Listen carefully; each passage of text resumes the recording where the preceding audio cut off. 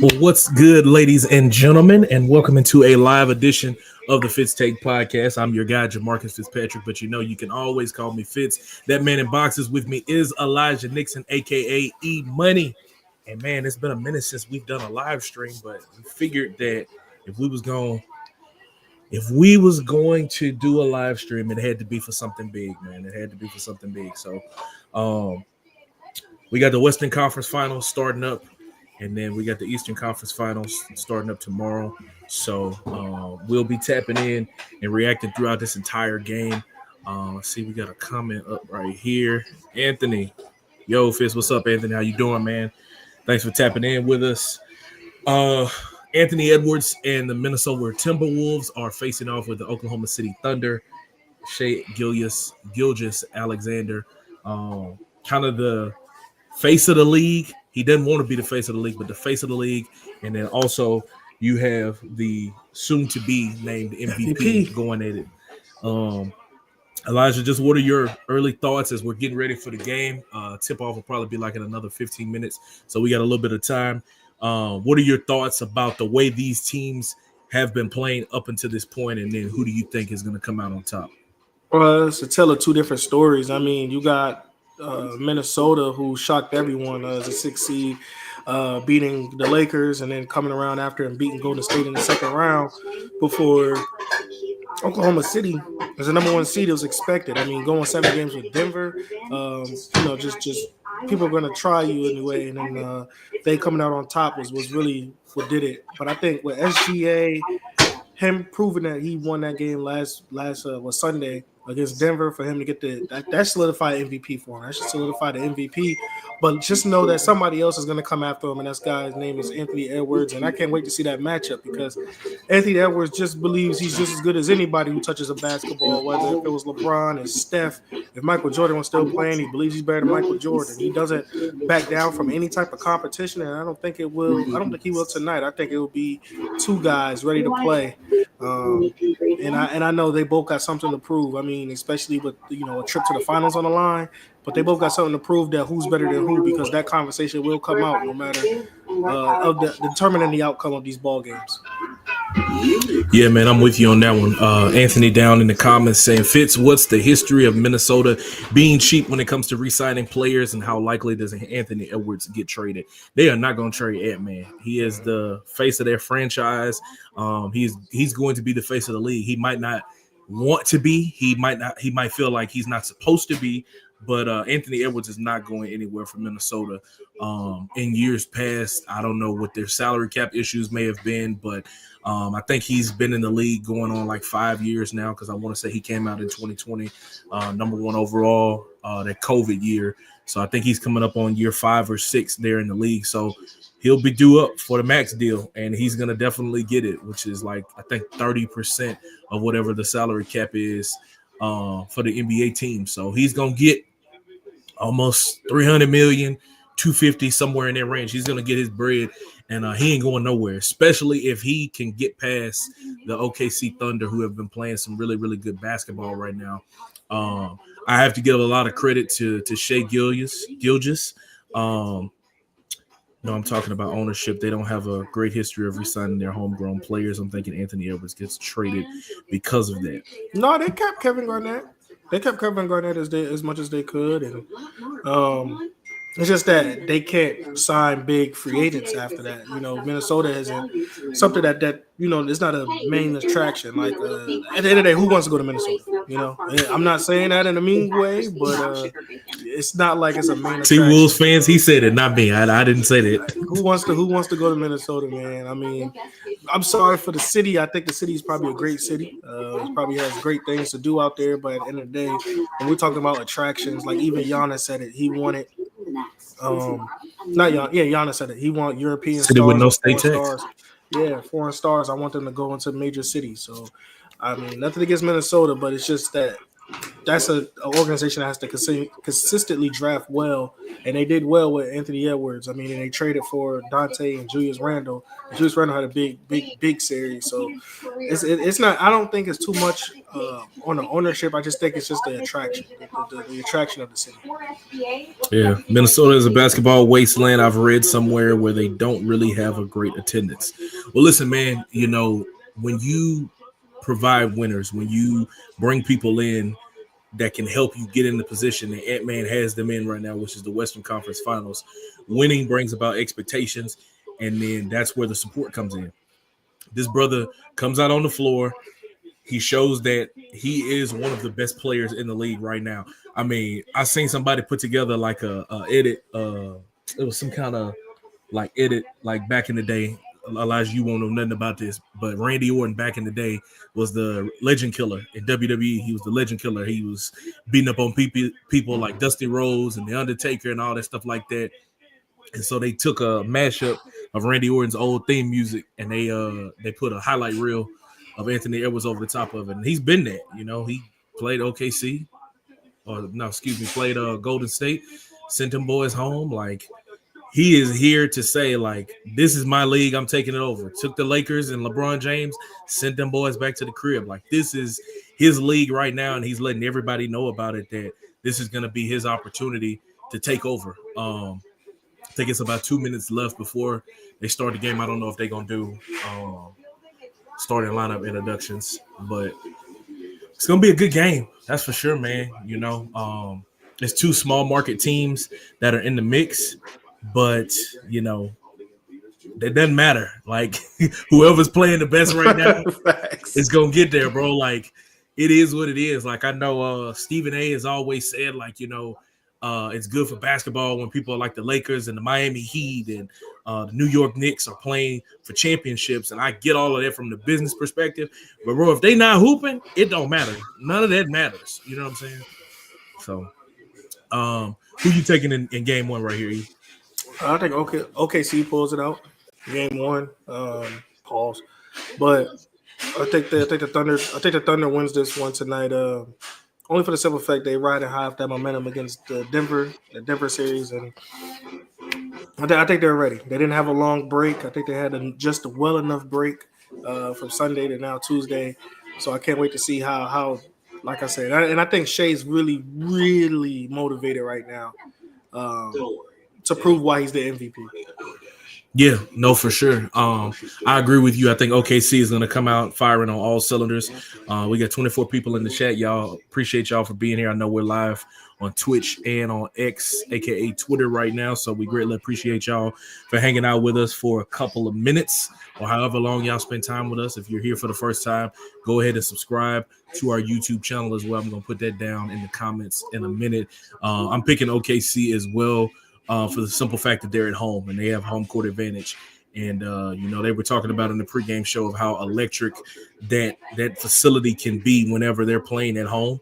And that goes without saying, bro. Like, when you on the road in any venue and the crowd is against you, I'm not saying that everybody, you know, collapses under the pressure, but people feed off of that energy. Like, if the crowd is, when you get an N1 and the crowd is electric, all right, now you start bouncing a little bit more. You start feeling yourself a little bit more.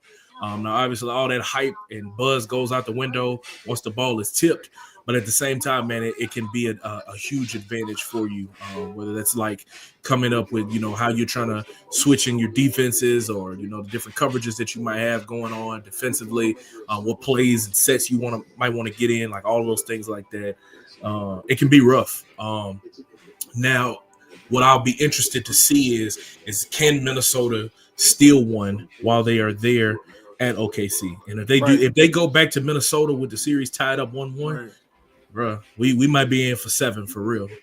It might be interesting then. Anthony says again on YouTube, does the schedule with Oklahoma City that would happen with Kevin Durant, Russell, and James Harden happen with the SGA where he demands a trade out there? He's not going nowhere, bro. Why he want to leave? Yeah, He's not going nowhere. Oklahoma City they're gonna throw him a bag that he can't deny. Yeah, I don't know if he's up for the max or the Supermax? Because I think he got drafted in 17, so he'll be coming up on how many years has he been in the league? Yeah, he's gonna get the match because you coming off an MVP season, leading them to the Western Conference Finals, if not the finals. They OKC gonna give him a bag, man, and they're gonna keep him there. They're gonna keep him there, and I don't blame him because you got like you traded for him essentially, and he's been showing why he belongs there and belongs in the NBA at the best. So I mean Minnesota could still game one. I don't know, man. It got a lot of things got to swing the Minnesota way for me for them to still game one. But at the end of the day, but if we're talking about somebody who can do something, Ant-Man can, because at the end of the day, like how much he was talking about, how much he has to thrive off of how the home crowd is going to help OKC confidence and things of that nature. Ant thrives off of that. When they boo him when he touched the ball, he's gonna be smiling like yeah. So it's he thrives off of stuff like that. So as much as there's the home court advantage will help out, I think it can't be a factor for Anthony Edwards' play too, because I'm not lying to you. I see that man dropping 35 today, possibly 40. I'm not gonna lie to you. You think he gonna feel it like that? I think Anthony Edwards gonna drop 35, possibly 40. I think Shai gonna give him 35 right back. So I don't think it's gonna be like I think it's gonna be one of those type games, man. Oh boy. Oh, they showing inside the locker room. Hold on. Hey, you saw how he was laying down? Yeah, boy, the boys chilling, man. Yeah, Shai is eligible for the rookie max, I think it is. Because I think to get the regular Supermax, you got to be like in year 8. Oh, they're not doing the starting line. See, with NBC, man, I can't wait to see what the NBA is going to look like on NBC next year, because I miss being able to see players at guard, and you get the boys coming out, and they do the little handshakes and all of that. I miss all that stuff, bro. Like, from a presentation standpoint, that's what the viewer wants to see. Like, I know we in a content era right now where everybody want to make the money and everything got to be sponsored and all of that. But bro, like that's nostalgia. And I think that's what's really is forcing the NBA to be in such a tough place, is that they're competing with that. Boy, it look crazy in there. Look at all them white shirts. I know. Hey, Trae Young just respected New York, talking about they got better fans than New York, or they louder than New York. You better stop playing. I know you see that in the Garden. Ooh-wee. Amazon got a piece of the pie, but NBC got a piece of it too. So that's why it's not gonna be on TNT anymore. Dang, that boy came out hooping. We got a 3-pointer right at the gate. Shai shot something. Wow.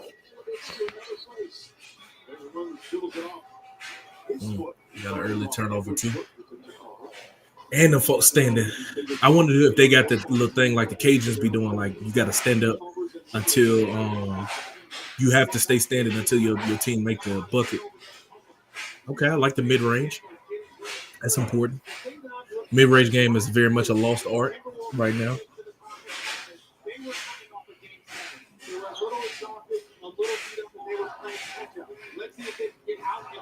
Boys got. Yeah, Shai need to get off. That's a good shot. Got to make it, though. Bro, is that a washing machine in your background? You hear that? Yeah. What is that, the washing machine? Yeah. No, it's a dryer.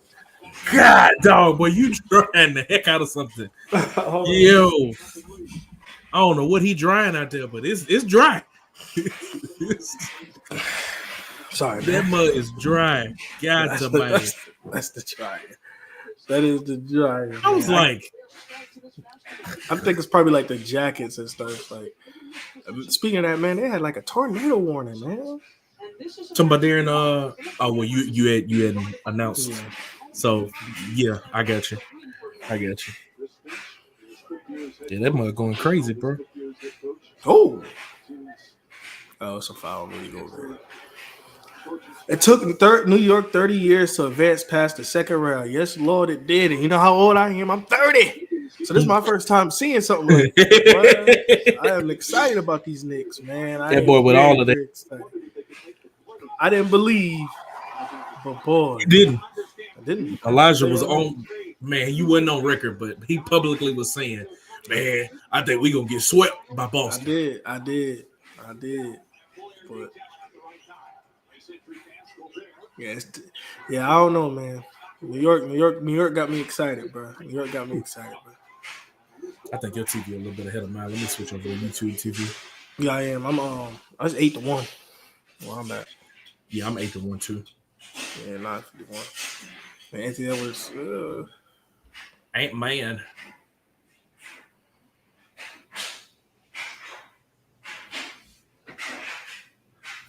I told people Boston was a one-hit wonder. They got lucky that half of the teams were injured during their championship run. Hey, man, but listen, Jason Tatum went down, and that changed a big picture. That was a huge difference. We can't say that it wasn't, because, man, and then that a torn Achilles too, bro. That's tough. I agree. I mean, Jason Tatum is the big part of the offense. So him going down. Now, if we would have streamed that game and you saw my reaction, I ain't gonna lie. I ain't gonna lie to you, bro. He's done.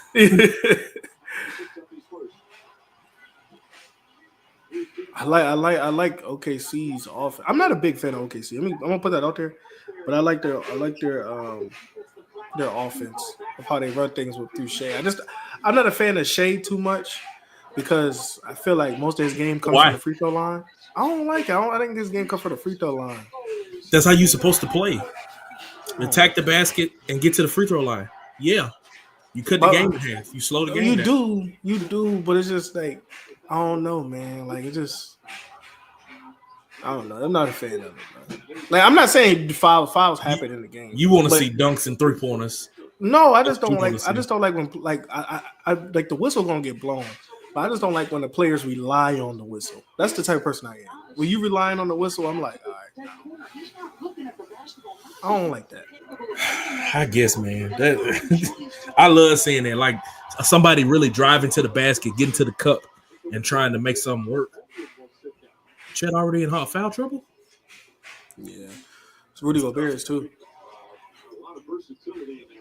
Ooh. Mid-range. Nice.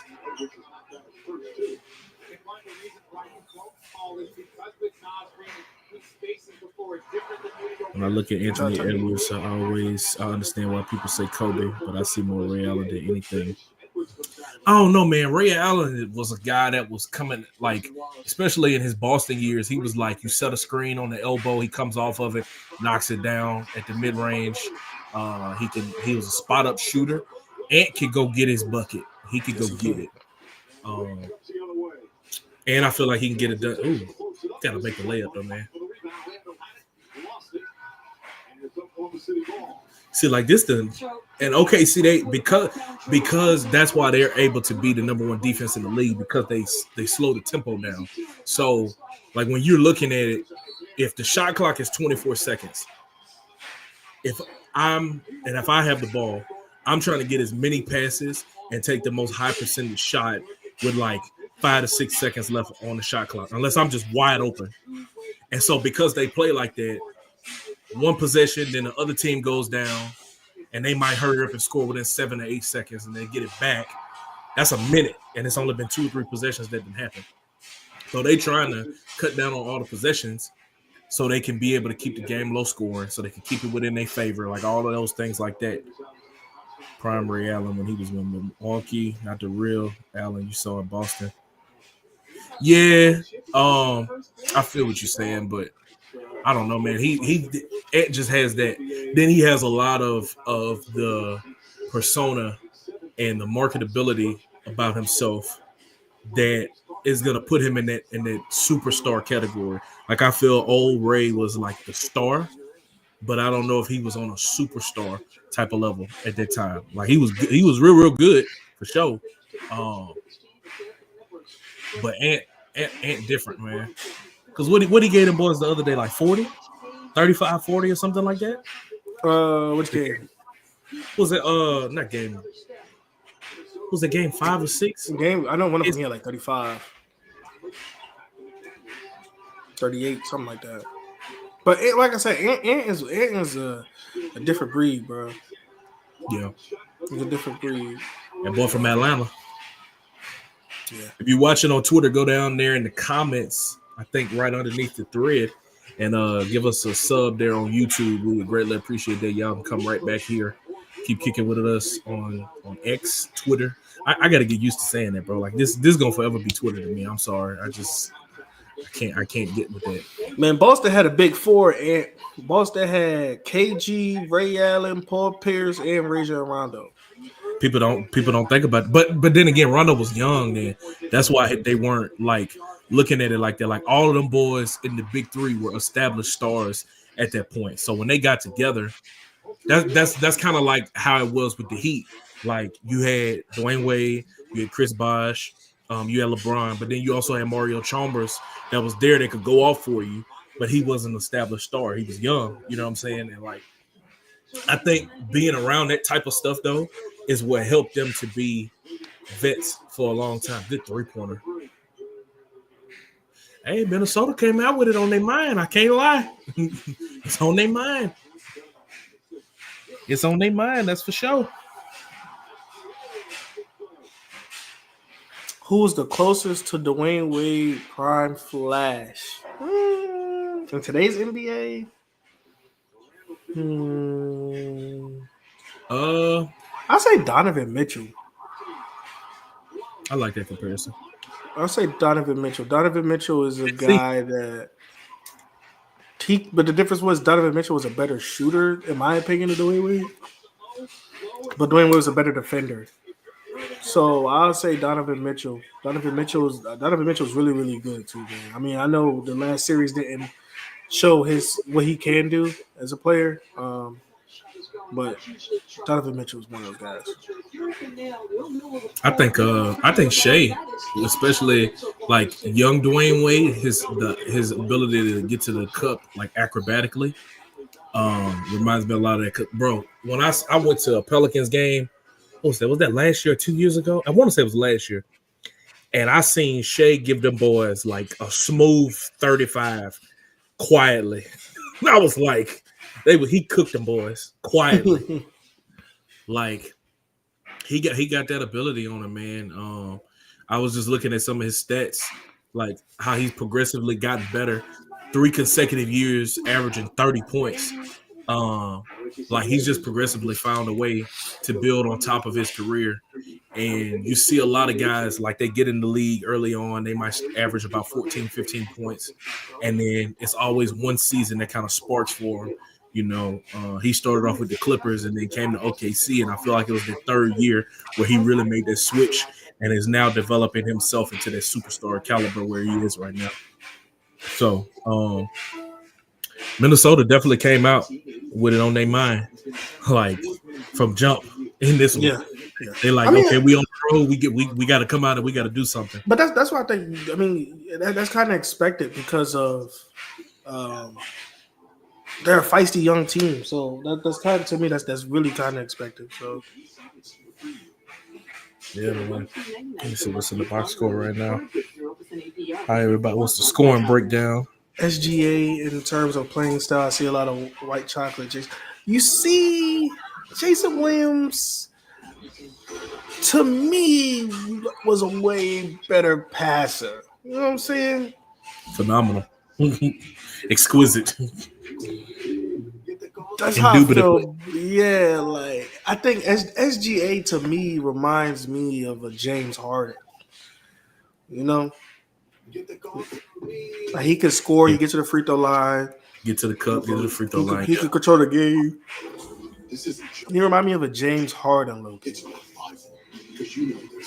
Jason Williams was nasty now, but I don't know about that one.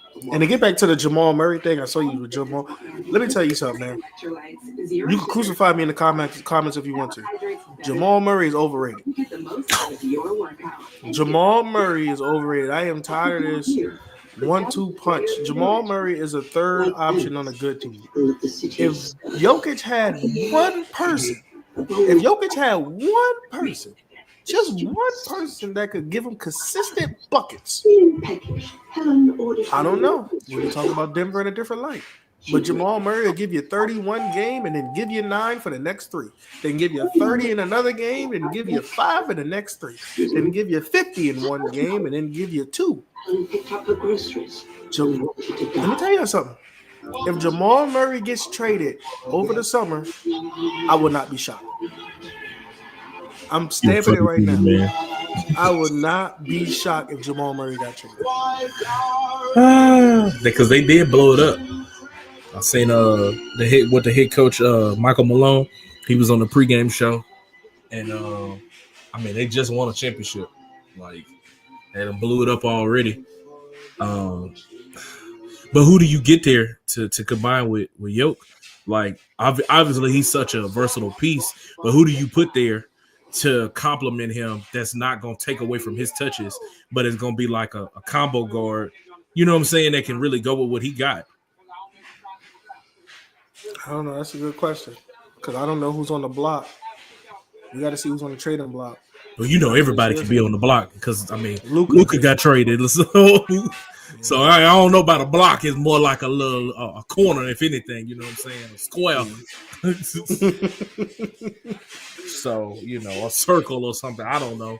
A line. That's a good question, man. I don't know spacing wise how that will work because Yoke can play at the top of the key, but Bam is kind of under the rim type of big. Good 3-pointer. You got to make it though. Oh, good pet bag. They crashing the boards. Ooh, them boys scrapping for that ball. I like that. I forgot the boys had Nas Reed too. Ooh, mid-ranger. Shai Gilgeous with that mid-range game. I'm telling you, man. Well, I tell you, you're going for 30. They both going to get you 30 now. I'm trying to tell you, they both going to get you 35. Yeah, I think Shai might have 11 right now. What do you say about Jason Williams? But I saw Jason Williams was a little bit past the Miami. How great was he in his prime with Sacramento? To be honest with you, brother, I can't even answer that. I wasn't really into basketball. That was like around like Shaq and them was in there. That was like Shaq early 2000s, bro. I was like 5. I don't really know, bro. I wasn't watching it like that. Yeah. Shoot, I really didn't get into hoops watching it like that until like probably like 05, 06. Because I remember I was a Heat fan for a little bit because of Dwayne Wade and like seeing the run that they went on when they beat the Mavericks for the championship. Him and Alonzo Mourning and Shaq and Antoine Walker and James Posey and all them boys like that, how they were hooping. That's really when I got introduced to basketball and all that. Then after that, you see the Mavs, you see the Celtics and Spurs and all the stuff like that. That's when I really started falling into it. I think the past couple of years, I haven't been as like immersed into watching basketball regularly. That's what I was. So like, I be knowing who these players are, and I can tell you a little bit about their game. But as far as like giving you a full breakdown of them, no, like that. The mid to late 2000s, good defense, man. That's also what's that they even took the lead back. That's also what's going to help OKC a lot is because they play good defense. Defense wins championships. Like you can say what you want to about it, man, but when them boys, good D, good closeout.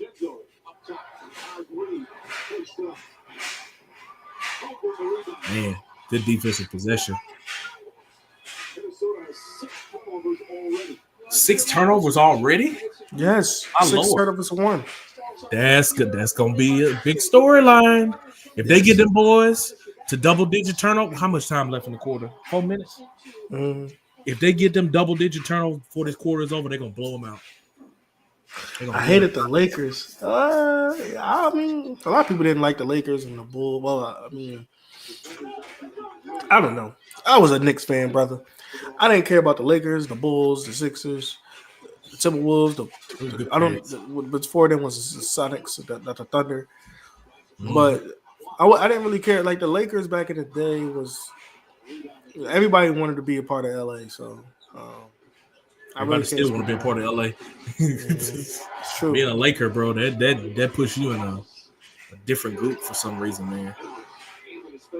You're in the one of the biggest markets in the world, bro. Like Right. the marketability that they put you in is just crazy. Crazy work for real. They gotta pace themselves. Minnesota definitely gotta pace themselves. What's going on? They was up by they were 8-0. Mm-hmm.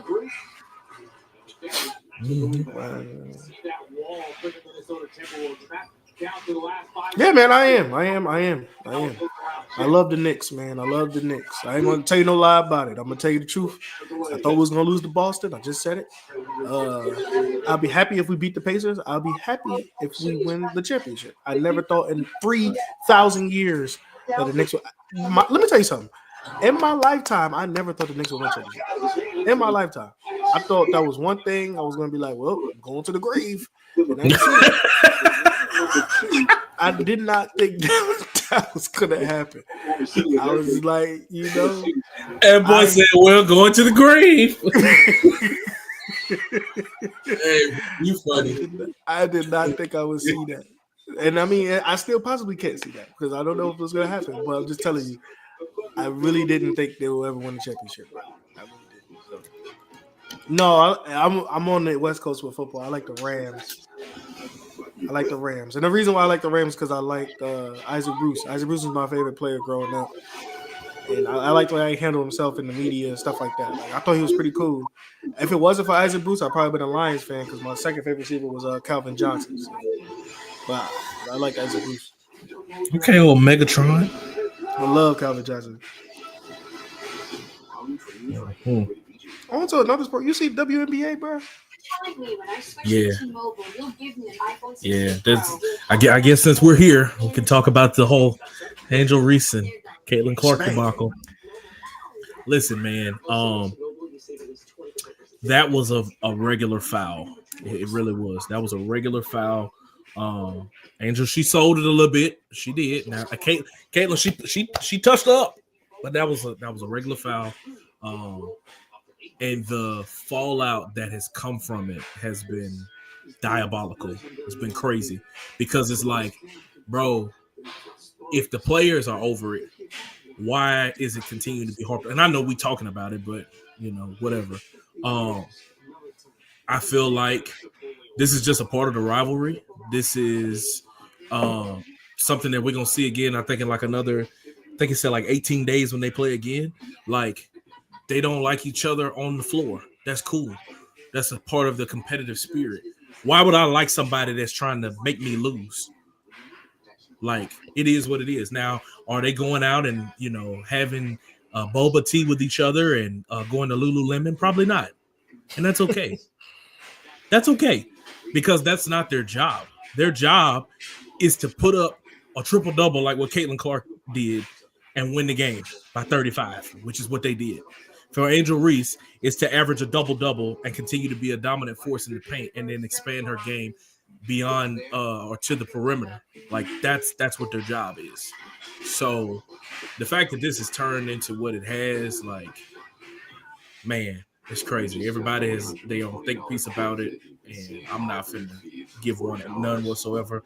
I just feel like it was I think the reason why people hate Caitlin Clark and jumped all over her after that foul is because people feel they shoved her down everybody's throats when she got drafted. I mean, the thing is, numbers don't lie. Between her and Angel, people show up for women's basketball. And I ain't talking about just the WNBA. I'm talking about collegiately. Like, she didn't win a championship, but she's probably going to be one of the best to ever do it that didn't win a championship. The numbers proved it. I think what was the all-time leading scorer in the NCAA. Like, for her to be able to put up those numbers and still not win the championship and continue to garner the attention that she's put up. I think they said the girl is like the third all-time in triple-doubles already. So she in another 2 to 3 games, she's probably going to be much more transcendent than anything we've ever seen in women's basketball. A lot of people compare her to Sue Bird. I don't know, man. I don't know, man, because Caitlin Clark her game is a little bit different. You know, I mean, when it comes to field general, yeah, because she could do that, but when it comes down to other stuff, I don't know, man, because Taylor Clark is really in her own lane by herself right now. Like I don't mean that, and I don't mean that as saying that she's the best player in the league because I think Asia Wilson is. But I'm saying as a player in the WNBA, I don't think we ever seen anything like that in the WNBA. And Not it's gonna nobody continue. pulling 40 footers, bro. Ain't nobody been doing that before, bro. And the game's gonna continue to transcend, so you're gonna see more people doing the same stuff, and then Kayla Clark will be the pioneer of that stuff. But at the end of the day, you don't see stuff like that all the time. So. It's for sure a 12, 13, 14-year-old girl right now that's practicing longer three-pointers because of Caitlin Clark. Yes. And in another 5 to 10 years, that girl gonna be in the W right along with Caitlin and gonna be putting them 40-footers up right there along with her. Caitlin Clark is either still going to be hooping or coming off the bench or will have transcended and shifted her career to something else because of what she's been able to do on the court right now. And she will be a part of that next generation of girls that's going to change women's basketball. You know what I'm saying? But this whole thing was blown out of proportion. It is what it is, man. That's a part of the game. We've seen some hard fouls in women's and men's basketball. It's a foul. Move on. Like Angel said, the refs got it. Move on. Bottom line, that's what it is. I agree with you. Everything you said. It was just a common foul that we see all the time. It's just blown out of proportion, and I think it's blown out of proportion because of the rivalry. That's all it is. Because that's a common foul that we see every time. You're probably gonna see 2 of them this game. If you watch this game, you're probably gonna see 2 of them. So it's something that always happens, man. Let me tell you something. It's 19 to 17. This is like an old school game right here. If a WNBA team lands in Miami, the money got to be right, though. The money got to be right. That's where, again, like we've said it on this show multiple times. Like, if people want to continue to see the brand expand, they're going to have to continue to support it. They're going to have to continue to watch the games because that improves the numbers, which increases more TV deals, which increases revenue, which then, if you have enough money and you have supply and demand, you supply another team. If the demand calls for another team, then you get it. Like they just added a team. What is it? The Golden State? What is it? The Vipers or something like the Vicks Vipers? They just added a team. Okay, that's one. If that team does well and the fan base supports it, then the demand will go up for more teams. And I heard they will expand somewhere else. I heard they're thinking about putting one in Nashville. That's interesting. Nashville has always been an interesting city. I've never been there, but I know one of my best friend lives out there now. And a lot of people say like the downtown area is like the way it's set up is like it's waiting for something to be right there. So it could be, man. I don't know. I think outside of the Titans, which Cam Ward being over there now, it's going to probably bring a lot more buzz around the city. We got 40 people in the chat right now. Thank y'all for kicking it with us right now here across all platforms, Twitch, YouTube, and X. If you're on X right now, go ahead and give us a sub on YouTube. It's down below in the comments of this video. We greatly appreciate that, man. We're going to continue to run this thing up. I'll probably, some of the breakdown that we do afterward, I'll probably rip this audio and put it on the podcasting apps where you can listen to it if you're a truck driver or if you just like to listen. Good 3-pointer. I'll put it there for y'all to be able to tap in and listen to that as well. We'll be able to continue to grow this thing, man. This is your first time getting on here with us. It's been a minute since we did these live streams during games, but we try to do them fairly regularly. This shot. Ooh. I'm surprised that 3 didn't go in. Yeah, it rattled in and out, man. Did you guys see the ridiculousness after Ward got drafted number 1? They already had him in McNair's jersey, said he's the heir apparent to Steve. I thought did he talk to McNair's people to get it on the top? Or was it not retired? No, Warren Moon got the. He's wearing Warren Moon.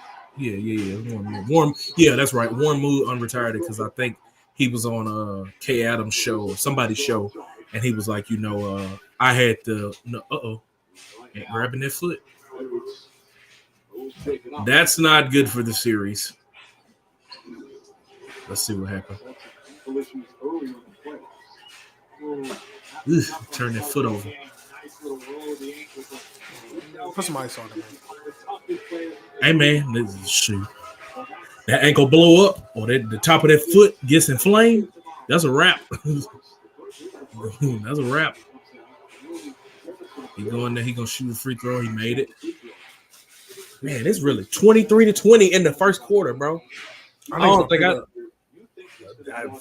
right now, I think in the third quarter it's gonna pick up. I think second quarter is still gonna go whatever. I think third quarter is gonna pick up. You're looking real slow right now, brother. Because, man, Shai has already shot 7 free throws, and OKC shot 11 as a team.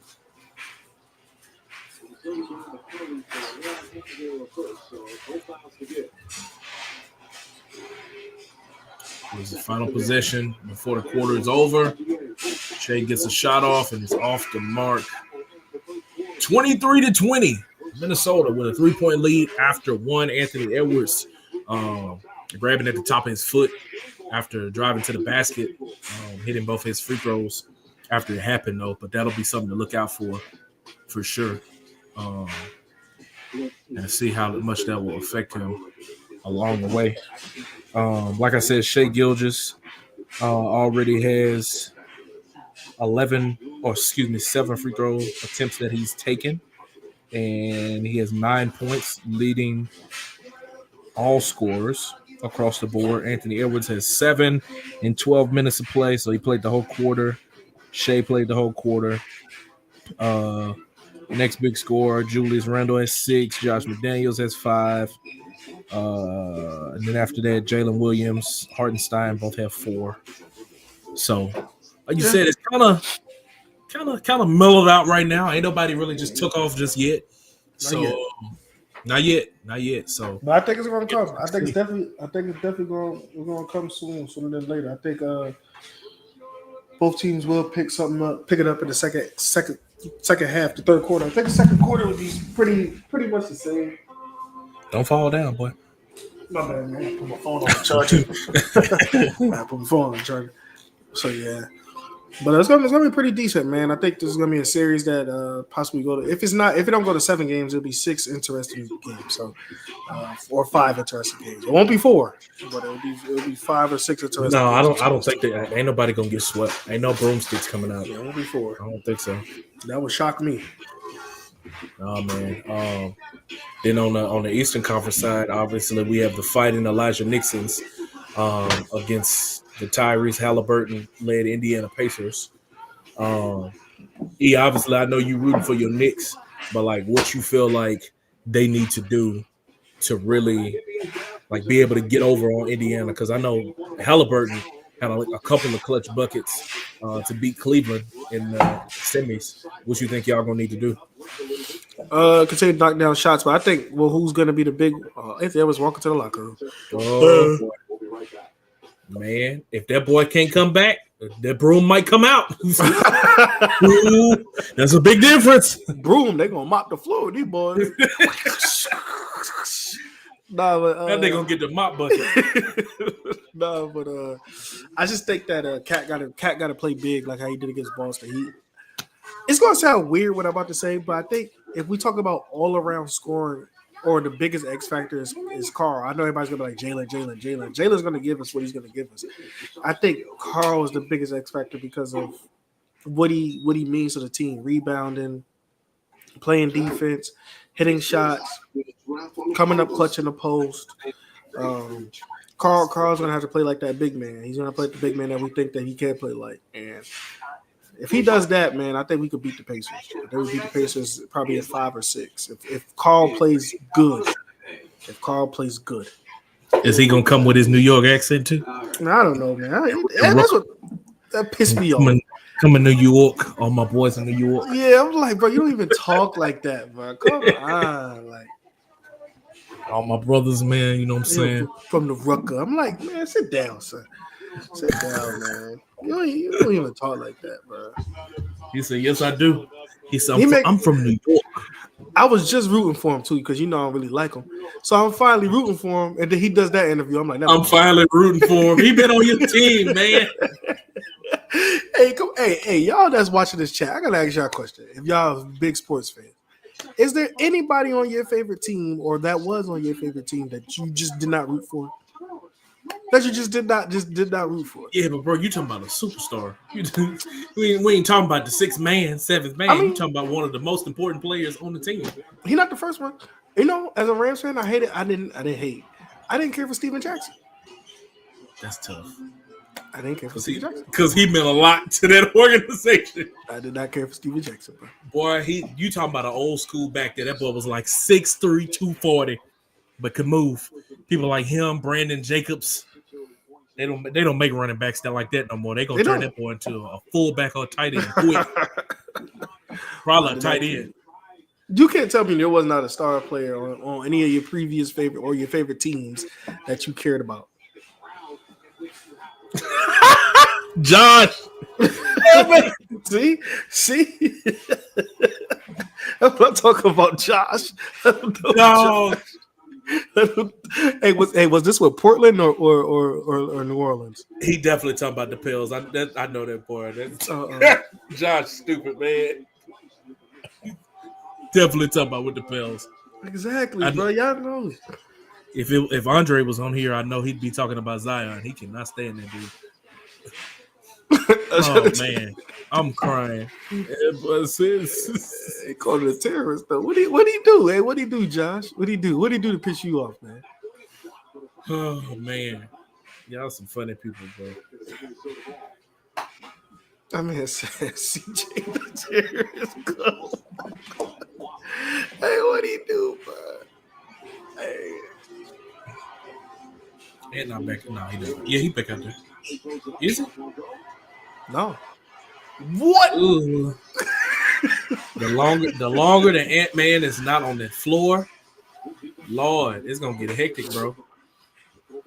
You good D. There you go. Come on, go Bear.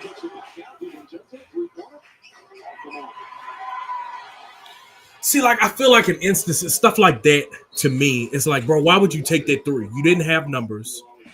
I get that you're kind of open, but why take that? I don't know.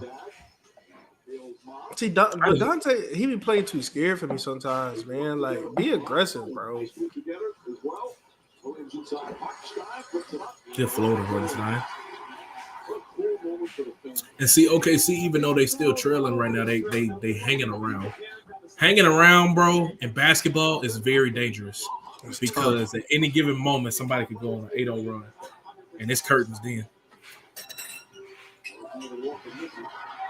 Like you said, like ain't nothing is not really picked up just yet. So because of that's what makes it kind of dangerous. Ooh, good lob, man. That was beautiful. Now, Julius Randle, I'm not a coach or anything, but I want to know why you not trying to be down low and get rebounds, my brother. Like spacing. It's all spacing. Spacing is different now, bro. See, like right now, you got Hartenstein and Rudy Gobert on the floor right now. Them boys not finna be at the top of the key all the time. So you can afford to have right. But that's because he can play on the wing and play at the elbow. Like Rudy is strictly there to protect the goal. He's in there to stop Shai from driving. That's why he's there. That's why he's out there on the floor. He's doing exactly what he's supposed to do. Protect the rim. There you go. There you go. Get down in the post. That's what I'm talking about, Julius. That's what I'm talking about, Julius. That was your boy, huh?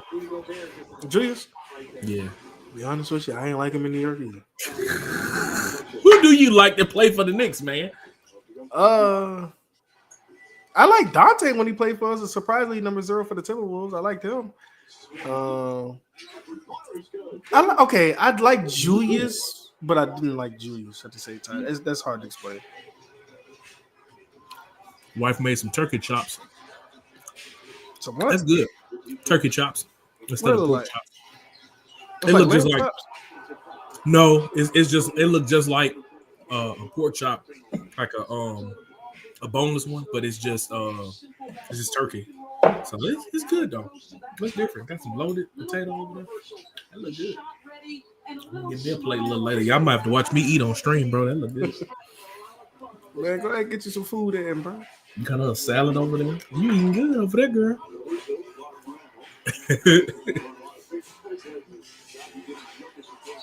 Ooh, good charge take, bro. Good defense, man. And they, like I said, they hanging around.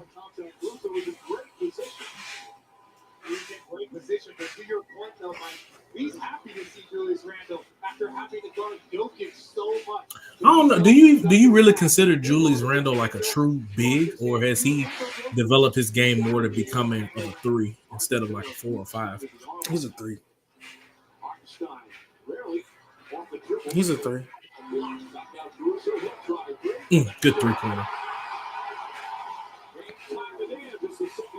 I tell you what, Rudy Gobert, he's shutting it down there in the middle. Good roll.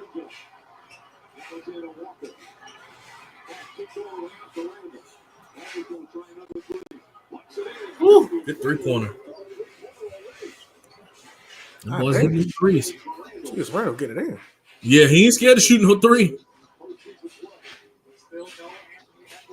Okay. Hartenstein said, come see me up. Hey, he said, come on out here, Gobert. So I ain't going in there. Come on out here.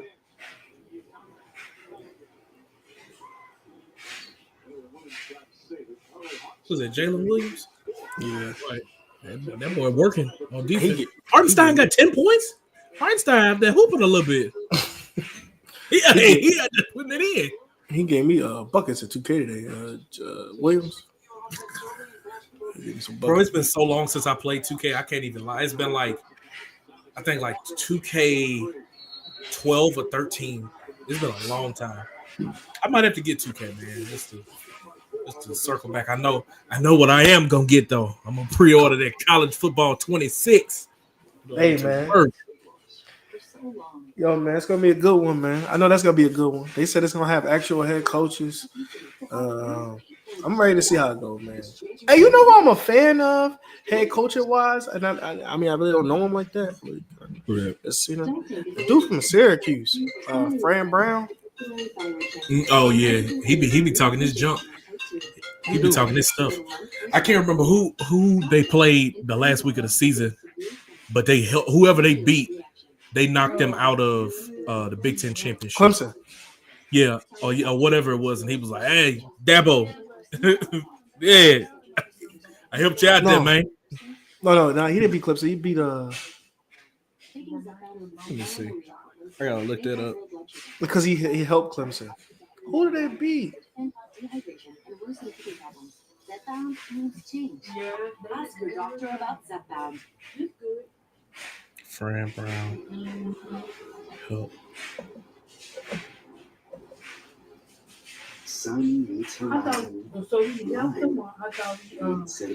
Man, I just knew if I'd have put help in there, that would have pulled it up quick. I think the loser should be forced to trade for Zion. Look at this man, Andre Dog. He cannot stay in the. Hey, what's your beef with Zion, Jay? I'm with it though. What's your beef with Zion? Because I gotta know too. Streaming the betting in a couple tabs. Personalized offers based on your fantasy team. You're literally describing ESPN Bet, which exists. Be a total game changer.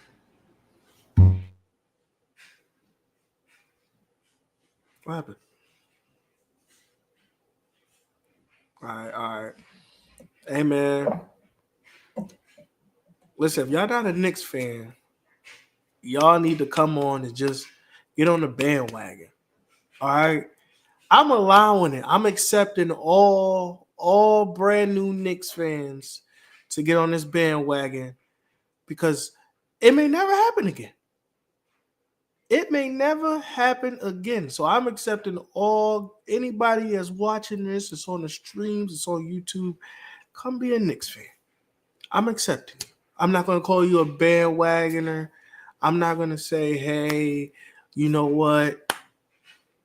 You shouldn't be with us. You wasn't here with us in the first couple of games. I'm accepting all of y'all because I think that we all could be a part of something special. I think we all could be a part of something special. You know? So come on. Come on this train. Come on this train. I'll take it. I'll take it. Ain't nobody trying to be no Knicks fan, bro.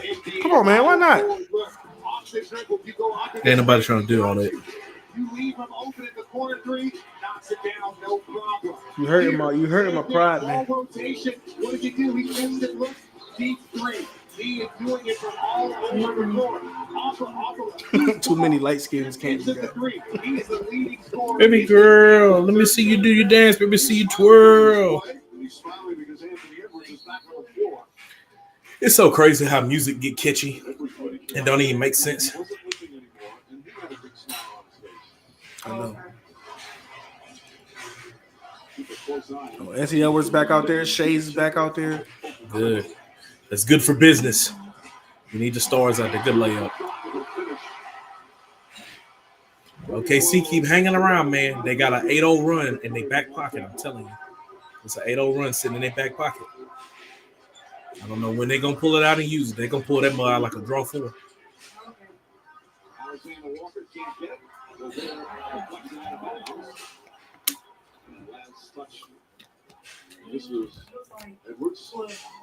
That boy ready. Look how he running out there. What he got on his knees? I don't know. I was trying to figure that out too. I was like, what's he got going on? Like, boy, I thought it was your foot and ankle. Dante, you gotta trust your shot, Dante.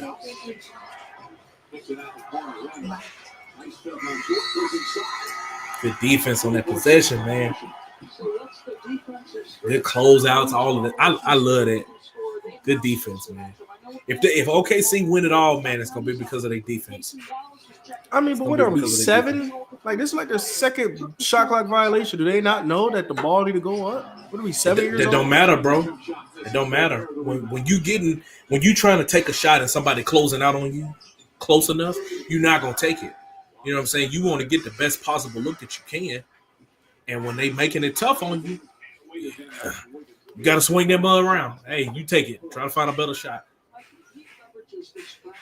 Julius Randle's giving them buckets. He is. He hooping right now. Good lob. You got to finish, though. Ooh. You really can't do nothing on no offense, boy. Yo, Bear stink. Hey, man can't do nothing on no offense. That boy said. Come on, man, with that 3. Come on, man. Them boys steady going and rooted in under the goal. You don't have to shoot while he in there. Run, just keep running him up and down the floor. Oh my God, Julius Randle. What did you eat for breakfast? Hey, did you see that 3 he just made? Like what? That's his 5th 3-pointer? 5th? He is hooping.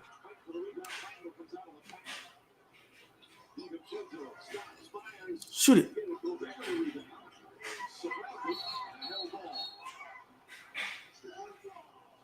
Man. Julius Randle. Hey, we talking about Ant-Man and Shai. Julius Randle said, don't forget about me. Yeah, that man playing. Don't forget about me, the boy.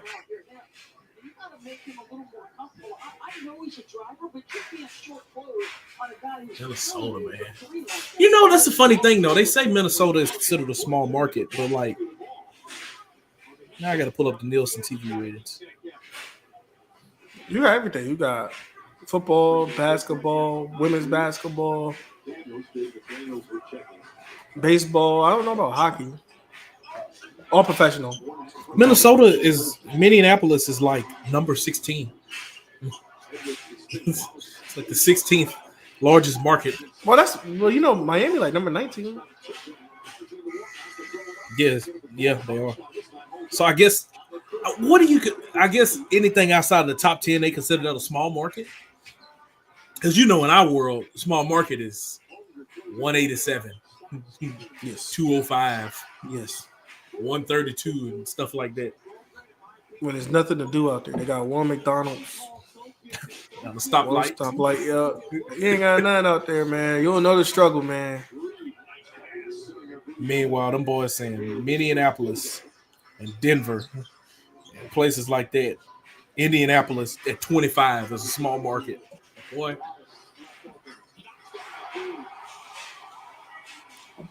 They let them still hang around. That's the thing. Anthony might be right. This game ain't going to overtime. This been some good defense played in this game, though. Let me tell you something, though. And bro, they just standing at the 3-point line.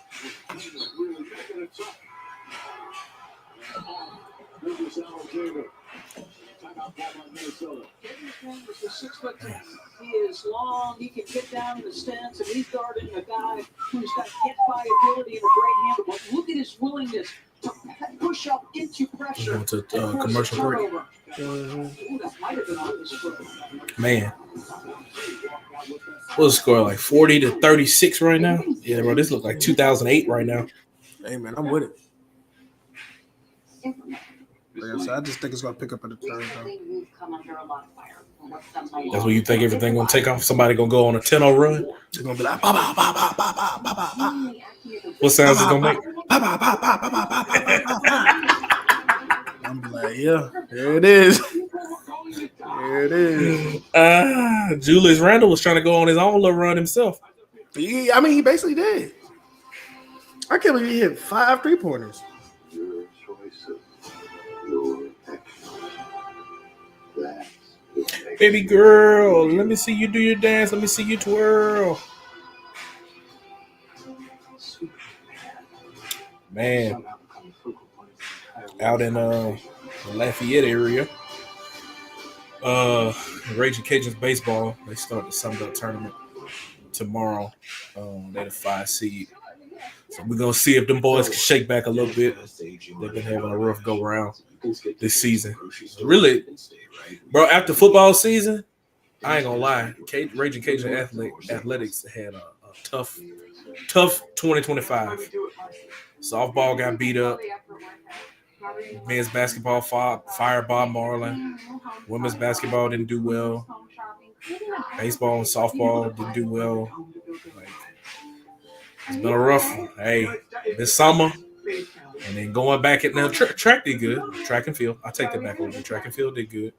And I want to say tennis did something as well. But this fall, the boys gonna have to shake back, man. They're gonna have to shake back. Man. I don't know, man. I think. Yeah. I think football season will be straight coming back around. I think occasional football will be back to normal. Hosting the Sunbelt Championship.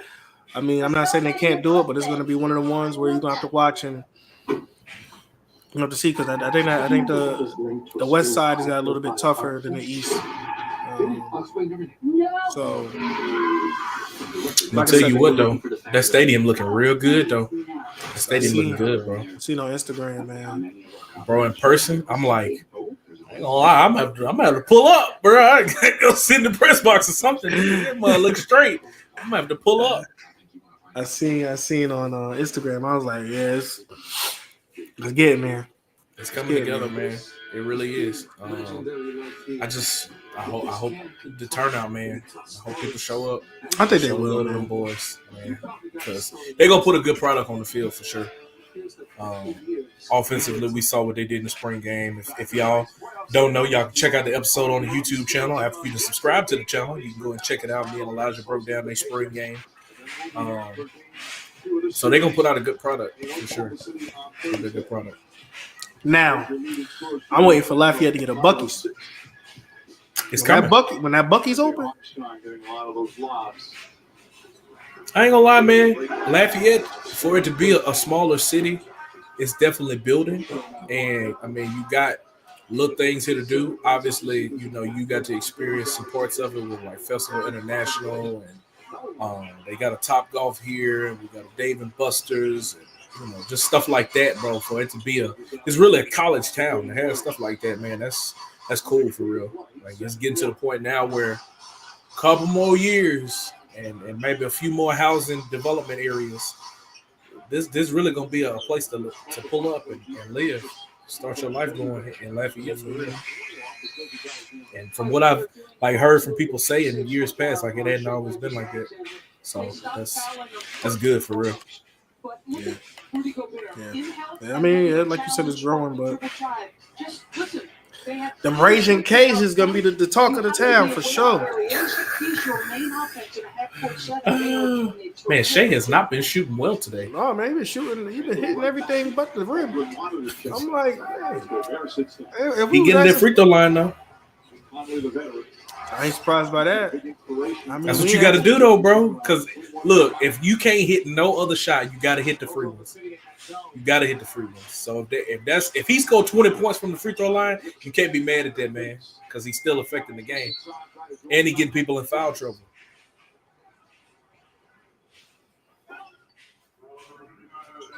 Julius Randle about to drop 40 himself. What he got now? Almost 20, I think. 18. And shoot, Hartenstein is the leading scorer for the Thunder right now. The way that Julius Randle impacts this game helps the Timberwolves. Because he got what, 10? Yeah, he had 10. And like Julius said it this morning, shoot around. And getting this far for the first time in his career has given him such an appreciation for teams like the Warriors. So much so. Oh, our boy King Neftali and dropped another banger. What he got? Fish, potatoes, macaroni and cheese, Hawaiian rolls, collard greens.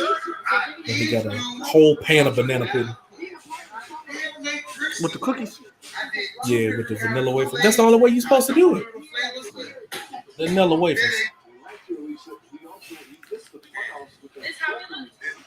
Ooh, that plate looks exquisite. Look at that plate. King Neftali. Jesus. If y'all don't follow him, King Neftali on Instagram, man, me and Elijah. Yeah, we still trying to get him on here, man. We trying to get a plate ourselves. But he went viral for feeding his family, and he be going hard with the food. Good pass. Good cut. And I think they might have started turning the ball over a pretty good rate too. Yeah, they both got 9. So After that Minnesota, they cut down on their turnovers, man. And they turn it over. Right as I say that, they turn it over. He going to the line, bro. No, they ain't call it. Uh-oh. Shoot that thing, Ant. Dang. He swat that Madagascar. Get him, help him up. Where he swatted it to? Madagascar. Yeah, that ball got hit once and it was off the camera. Able to finish. He is 2 for 12 in this first half with a minute to go. And Shai's struggling. 2 for 12. That's tough. I know he mad too. He like, come on, bro. I need to get a bucket, man. I need to get a bucket. 2 for 12. What is that, like 10%, 19%? I don't know. But I know 16%, 17%. I know he need to be the reason to win this game.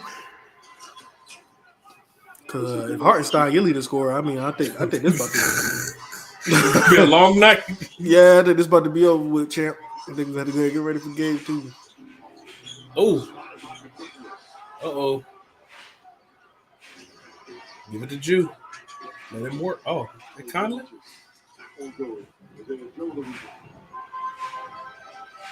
Small little first half coming to a close. Let me tell you something. It is the thundering and the Lightning around here. I haven't been in this new place that long, but I know my old one when the Thunder and Lightning. I don't got power after a certain time, so if this computer shut off because of we're gonna find out how strong this Wi-Fi is tonight. Find out on the next episode of Dragon Ball Z. We're gonna find out if this thing can hold up tonight. Thunder and the Lightning. The Thunder and the Lightning. Not the OKC Thunder.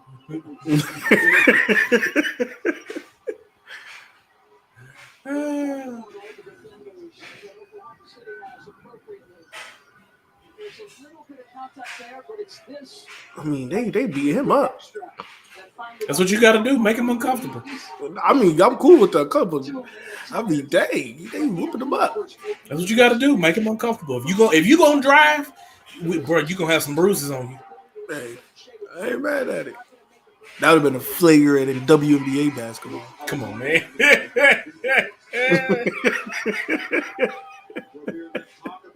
That would have been a flagrant. And I'm a fan of WNBA basketball, but come on, refs. We got to get that together. Look, we got to let these ladies play. We got to let the ladies play just like they let the men play. All right. I'm telling you that little flail she did at the end, it helped it. That's what sold it.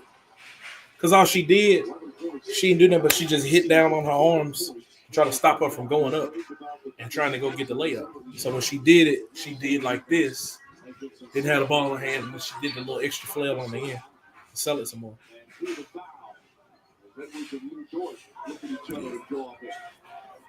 But I liked how they came back to play after that. Like some people they let it go in the end. Like Angela did a good job of coming back to her game after, and Caitlin Clark did too. So actually, she didn't. She missed the 2 free throws thereafter from the flagrant. She missed the free throws right after. Because I wasn't watching it, so I'm looking at this. Was I watching that live when it happened? I think I was watching it live when it happened, but I was like looking. I was doing some. Oh, I was getting my car worked on. So I was looking at it on my phone, and the dude was asking me something. So I seen the foul, but I didn't see everything that happened afterwards. And I think I might have turned it off.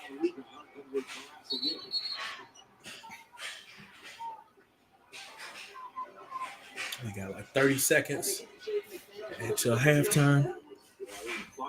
Got 45 people in the chat, man. Appreciate y'all kicking it here with us, man. It's been awesome. We got a whole nother half ahead of us as we're going into halftime with what is going to look like it's going to either be an 8-point game or a minimum of 5-point game. Okay, see, gets a buck. Shai gonna have to make his shots in the second half though, because I mean they're attacking the paint. They got 22 points in the paint, which is a testament of their ability to continue to get to the cup. But good steal. He wasn't looking. Come on, boy, you gotta make your layup, man. About to turn into Coach Lott. You gotta make your layups. Make your layups. Hey, man, I had a basketball coach. Shout out to Cedric Lott. Boy, if you missed a layup, you finna run for days. For days. He would, bro. I remember it was one time because we was in a little rec league together. Me and like his son and all of us, we grew up together. And we missed a bunch of free throws and a bunch of layups in the game. And he counted how many we lost. He said, that's how many laps y'all finna run. Boy, I about died. I said, no. I got real good at shooting free throws after that, boy. Man. I'm cool off stuff like that. But that stuff really matters. Like, I remember, what was it? Oh, I was explaining that to Jasmine one time, and I was like, free throws can really lose or win a ball game. And it was when Florida was playing Houston in the national championship.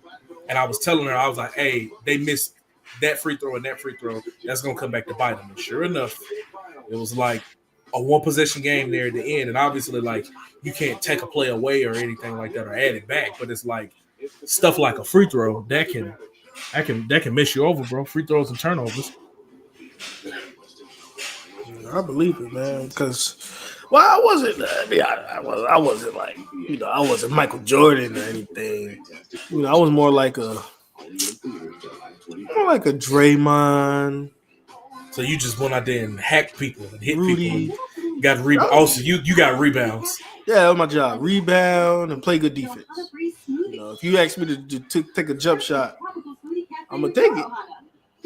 It might not go in, but I'm gonna tell you, man, get back on defense. I'm gonna tell you, get back on defense. Go on now. I wasn't a basketball guy. Well, basketball was not one of my sports that I'll be happy with. Now I play pickup all the time. I play pickup all day because it's fun. But if you tell me to play organized basketball, Get live expert assistance to maximize your tax it wasn't for savings. me. Sign up with that. Man. For me. Back to doing what you love. Nah, Managing through your I business played all in one place. up until 8th grade, and then I got to my freshman year of high school, and we had summer workouts for football in the morning, and they had basketball tryouts and workouts in the afternoon. And so I think football workouts was like from 6 to like 8. So my pops, he'd drop me off in the morning. My mom, because she worked for the school board, so she was off during the summer, she would come and pick me up. I'd go home, shower, eat, sleep for a couple of hours, get right back up. My pops would get off of work, take me up. Oh, no, my pops would take me up to the school. We'll practice from like 3 to 5 or 3 to 6, come back home, eat dinner. And I think workouts was for basketball was Monday through Friday. And then for football was, I think, Monday, Wednesday, Friday. Monday. It was 3 out of 5, something like that, some variation like that. Man, I did that for about 2 weeks. My dad said, "You finna pick which one you want to play. This is killing us. You finna pick." So yeah, man. I be thinking sometimes like what it would have been like if I'd have kept hooping. Because I ain't saying like I wasn't the best player in the world. I got rebounds. You know what I'm saying? I could finish around the rim. Probably once I got to like 7th and 8th grade, I started to develop a little bit of a jump shot. So I wasn't all world by no stretch of the imagination. I understood the game and I could play it well enough. I wasn't no liability out there.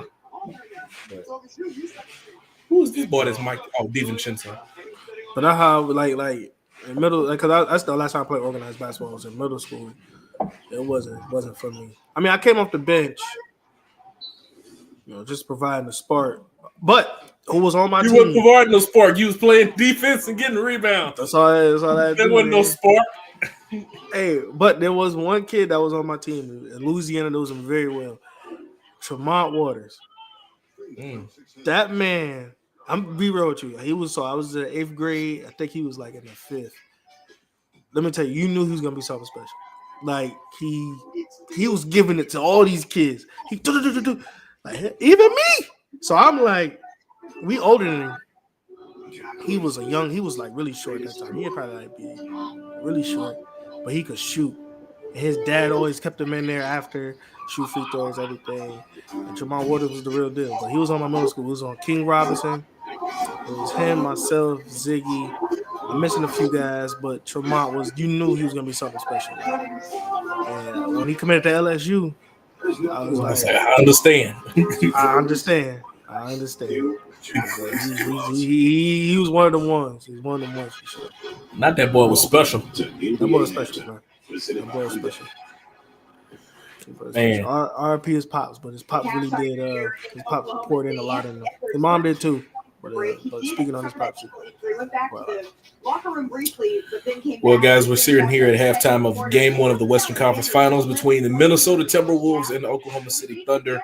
I know y'all probably are watching the halftime show, but thank y'all for stopping by and hanging out with us here on the timeline, on YouTube, on Twitch, wherever you might be looking.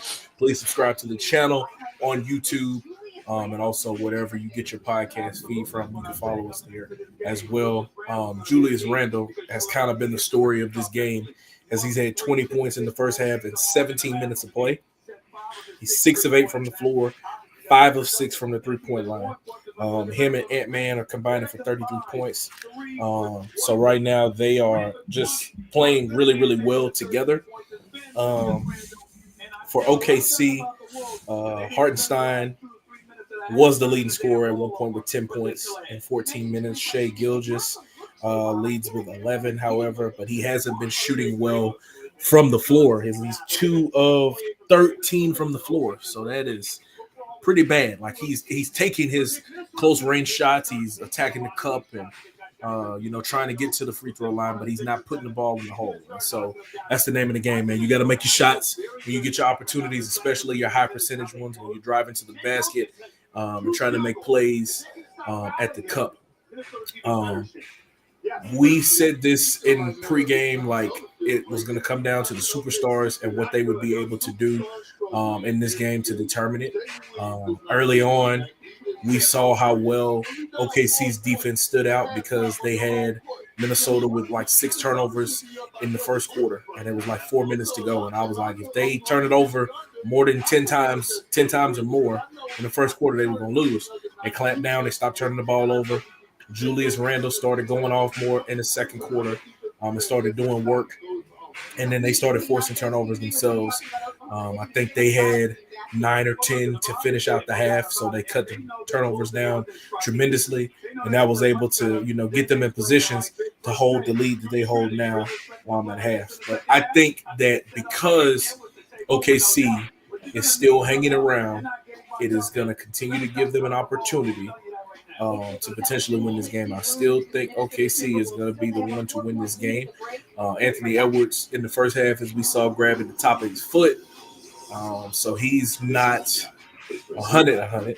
You know what I mean? He ran back out there on the floor and was still able to give you, good minutes, finishing with 13 there at the half. But because OKC is continuing to hang around, I think that they're going to have a chance to eventually go on a good run and start to pull away. But it's all going to start with that defense if they can get that done. So I'm expecting OKC to start, putting a lot of pressure now on Julius Randle because he is the one that's going off. And outside of him and Ant-Man, nobody else has really done anything. Dante DiVincenzo came off the bench and gave you 3 points. Gilgeous-Alexander Walker gave you 3 points. Naz Reid came in for 15 minutes and hadn't done anything. So right now, you don't want Ant-Man to be the one to beat you, but you don't want it to be Ant and Julius Randle to beat you at the same time, because that's going to be a recipe for disaster. Ant going to get his. There's no way to fully shut him down. But you don't want both of them boys to be going off. So if Julius has 20 now, if he can finish with 27, 28, you'll be good. But if that boy keeps at this pace that he's at right now, he might drop 40, which I don't think nobody had that on their bingo card for that to happen at all. For OKC, to me, like I said, Shai Gilgeous has to make his shots as he's attacking the cup. And then the other players that are out there on the floor are going to have to make up for his lack if he can't start making baskets, because like I said, Hartenstein being the leading scorer at one point in the game, that's not what you're built upon. Like Shai has been averaging 30 points because he's getting to the basket, he's getting to the free throw line, he's making his shots and things like that. But you guys like Chet Holmgren, Jalen Williams gave you a couple of steals and a few buckets, Lou Dort, all those guys out there together, they're going to have to supplement what he's not able to do. So we'll see, man. We'll see. Like I said, me and Elijah both picked OKC to win game 1. And it'll be interesting to see how they come out on it. But what y'all think, man?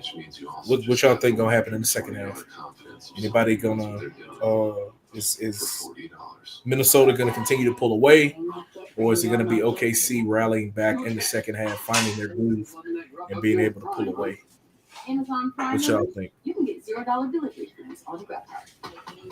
Trying to see if anybody else has really stood out in it. OKC as a team really have been shooting good. They're like 37% from the floor. Minnesota's cooled down quite a bit too. They're like 34%. So, but halftime over already? Yeah, man. Golly. Halftime don't be that long. I mean, God dog, I thought it'd at least be 15 15? I feel like it was 5. Nah, that did not be that long. Must just been a lot of commercials. Yeah. A lot of commercials. Yeah, I know. What would you eat? Oranges. I had to give me a you see that? Your lights flickered. Yeah. Finna be curtains, boy. Finna be curtains. Yeah, I had to get my computer charger as well. Gotta turn it on. I wanted to die. 5 minutes.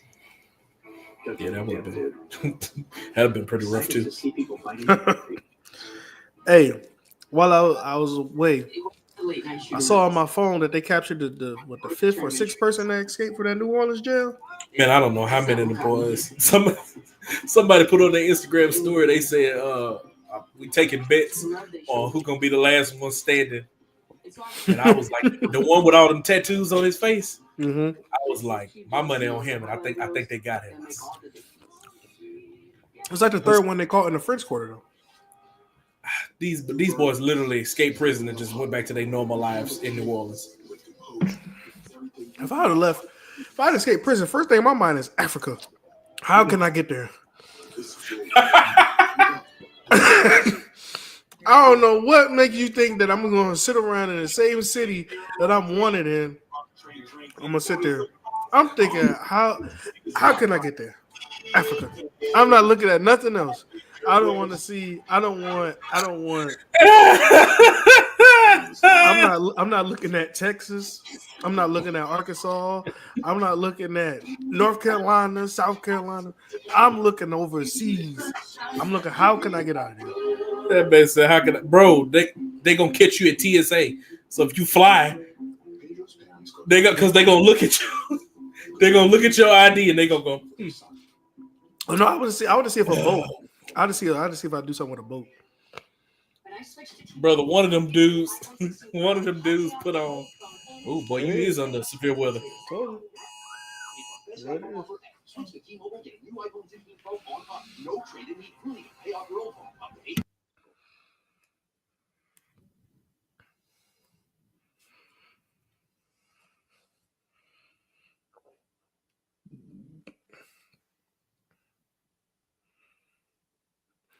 It's to be real with y'all, it's like them boys escape without a plan. Without a plan. They said, we're gonna move this toilet and we're gonna go. But they have no plan for that. As soon as they escape jail, they said, what we do now? No, they should have been thinking about this before they got out of there. Hey, one of them boys put on some bait pants. He went and got fresh. Some bait pants. Hey, brother, if you don't shave your head and flee the country, what do you do? Oh man, how can I get there? Australia. Like I'm not thinking nothing else but outside Canada. How can I get there? Like one of them fell asleep on the bus stop. Like right. Like what did you risk this for? I would have found Harriet Tubman's Underground Railroad. I would have found me a way out of there, boy. I wouldn't have played with that, bro. Heck no, bro. Oh boy. No, bro. No, you a wild man, bro. Eyes will be running. Eyes will found my freedom.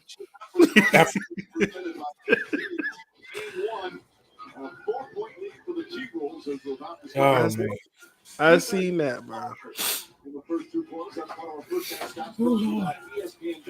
Who you taking in a boxing match between RG3 and RC?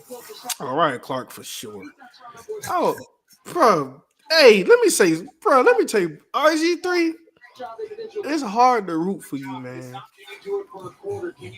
It's just hard to root for you, man. Like ESPN did you wrong. They did you dirty.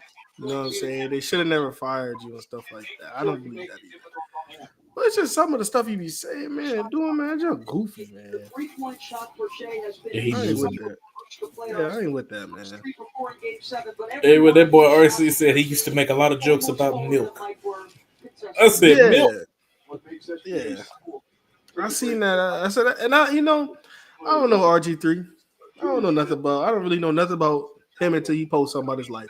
But Ryan Clark made a good point with that. More impressive. There was a 5 or 6 minute stretch where Anthony Edwards was in the back. Imagine being in that lunchroom during lunch break and he making a milk joke. Anybody trying to hear that, man?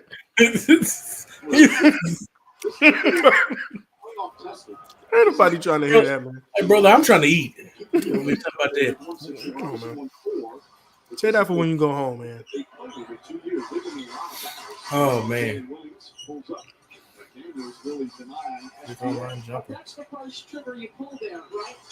So we back out on the floor. OKC down 4.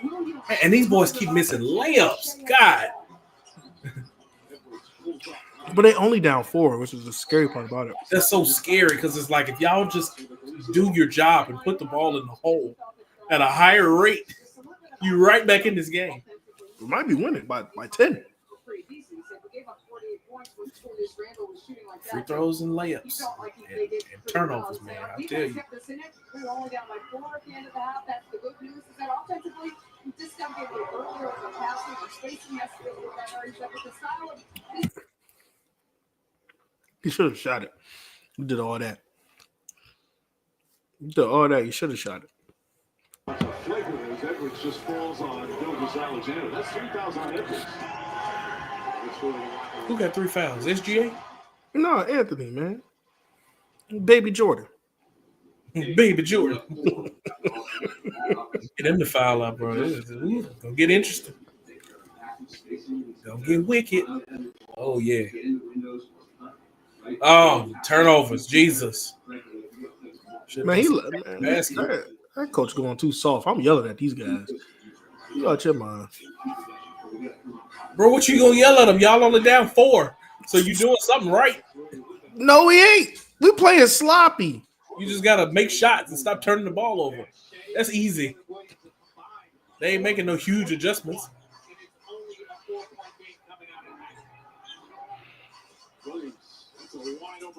Good shot.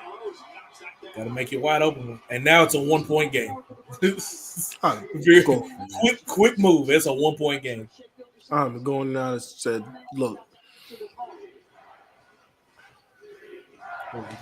49 people in the chat, y'all. Thanks for rocking with us. If you're not a subscriber, if you're on Twitter, go down in the comments and then subscribe to the channel for us. We would greatly appreciate that. If you're on Twitch, go over there and find us. I think it's tabbed in our bio somewhere. I'm not sure. I haven't been on the Twitch account in a long time.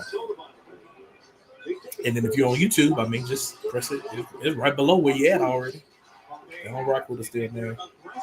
We're dropping interviews and different episodes and things like that, man. We're at 1.48 subs. Good job, guys.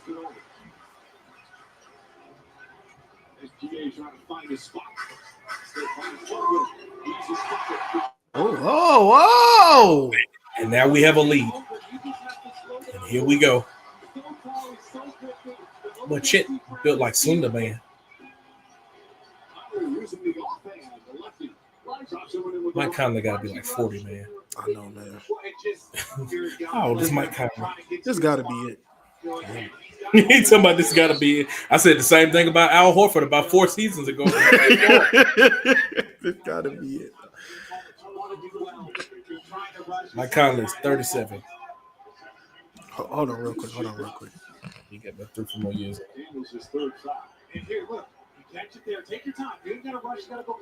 Mike Conley is 37. I think Al Horford is 40. Which is crazy because these boys are not old in actual years. Al Horford is 38. Al Horford got about 2-3 more years in him. That's crazy, man. Basketball. We ain't doing that in football. It's going to be a handful of dudes going to 40. Yeah. Getting that hit on and all that stuff to you for 20 and 25 years, that ain't fun. That ain't fun at all. Not to mention you got to tackle on everything you did in college and high school. And if you did rec league and little league, you got to tackle all that on. Any injuries and nicks and bruises that you had back, tie all that in. I ain't trying to do that. So we got Julius Randle has 3 fouls, Jaden McDaniels has 3 fouls, and Anthony Edwards has 3 fouls. So you just keep attacking them boys. Keep going right at them. Make them foul out. Yeah, I think we about to. These lights flickering, and I ain't in the club. These lights flickering, bro. These lights flickering, bro. Hey, these lights flickering, bro. You better be out of there. I don't know, but it's going. Hey, man, if they go out, I'm just going to screen, bro. You all right? Yo, we gotta get these flashlights and stuff ready. I'm trying to tell you, man. I think we can be straight. It's raining too, or is it just thunder and lightning? It's raining. Man, that must be fun.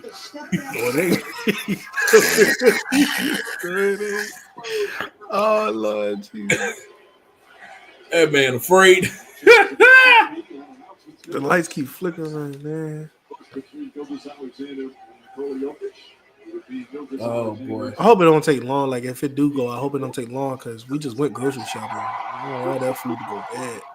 No, you should be good as long as you keep the refrigerator closed. Now, if it's days at a time, then obviously that's different. But as long as you keep it closed, it should be all right.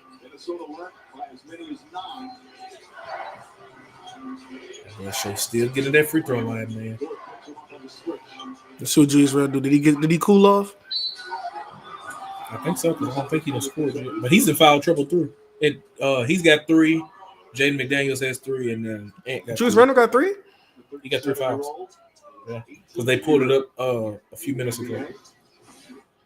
I feel like Conley has I don't think. No, he ain't taking a shot yet. He's missed some bunnies in the lane.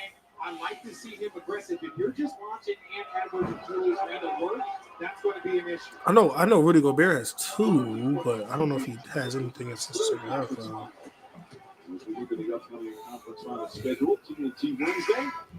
And tomorrow, boy, it's game 1 of the Eastern Conference Finals. They're fighting Elijah Nixon's, facing off with the Indiana Pacers. Go New York, go New York, go New York, go New York, go say go New York, go New York, go. I just like how that song goes, how it come on. It's so corny, but I like it. We are the New York Knicks. Dun, dun. We are the New York Knicks. Dun, dun. That joke is so corny, but I mean, like, I like it.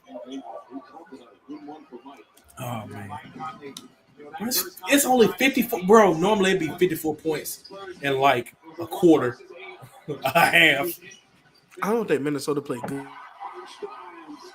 Well, that might be it. That might be a wrap for him, y'all. If he froze up, that might be a wrap. That's a wrap for him. He might be wrapping too.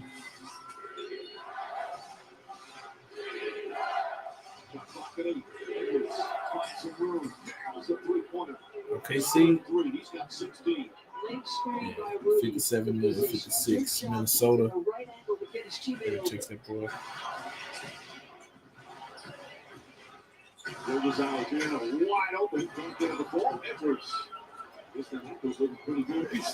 Got 52 people in the chat watching right now. We might be ending this stream in a second because I think Elijah has some technical issues. 53 people now, but if y'all can do me a favor and go right below this post, go subscribe to the channel. I would greatly appreciate that because that will continue to help us grow our channel, continue to get bigger and better, and keep bringing great guests on, putting out good content for y'all, doing live streams like this. We finally decided to get on X so we can do live streams there. And it looks like y'all are enjoying it. Little things. I just said he's trying to reconnect to his Wi-Fi. So right now, it's 57 to 56. Minnesota is leading by 1 point in the ball game. I think Anthony Edwards has 16.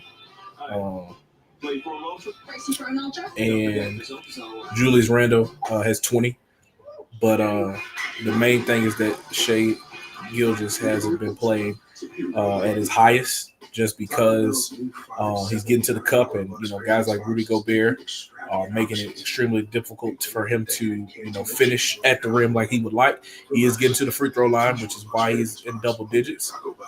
But he gonna have to make some of the buckets. He gonna have to get him a mid-range, a free throw line jumper, something at the elbow. He gonna have to start hitting them because as long as Ant keep it rolling and if Julius ever starts sparking it back up, it's gonna be a rough time, bro.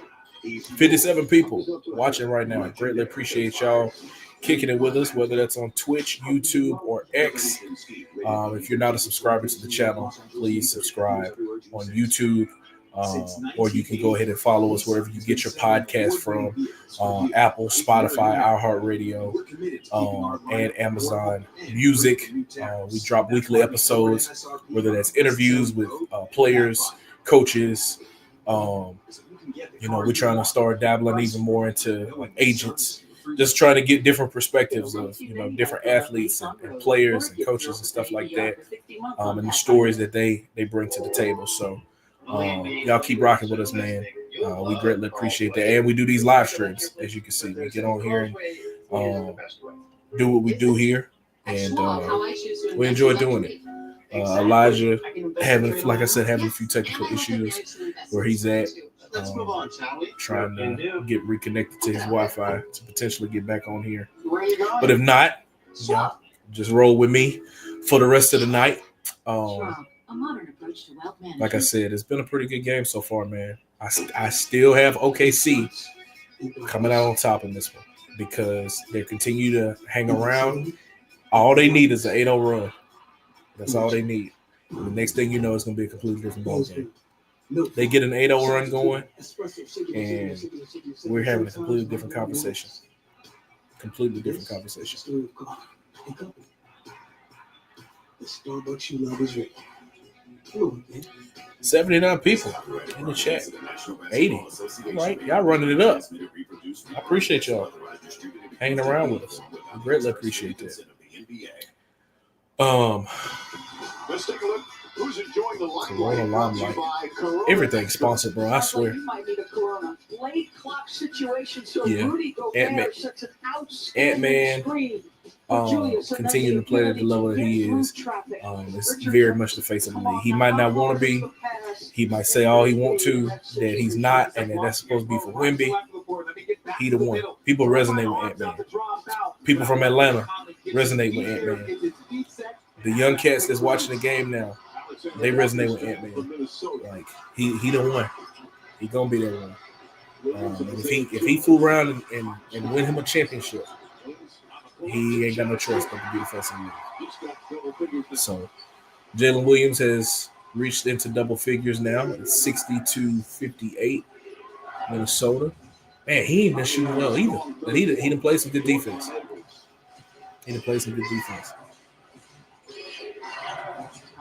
some room. 5-24. Trainer. Gonna have to put it up. Backs in, gets himself, tips it out. He just gets it up in time. And can't get it before. Yeah, we got it. But Dort knocks it out of his hand. Randall traveling again. You're screwed up. Minnesota continues to get good looks from three. It's been a consistent theme all game. There we go. Got 103 people in the chat, man. That's 4 on Dort. DiVincenzo will check in. Conley's going to get a rest. DiVincenzo was a playoff. It's going in and out. I know. I don't know where all these people coming from. These must be on Twitter. Yeah, I'm about to say 108. Yeah, y'all going crazy. I appreciate y'all. For real though. Keep showing love, man. Yeah, it's going in and out, man. Now I was just saying how OKC is continuing to find a way to hang around and play at the level that they are right now. Yeah, that's what I think. Oh, wait. That's what I think. OKC could win this game. I think it's gonna go to overtime though. 115. I think it's gonna come down to. It's gonna come down to.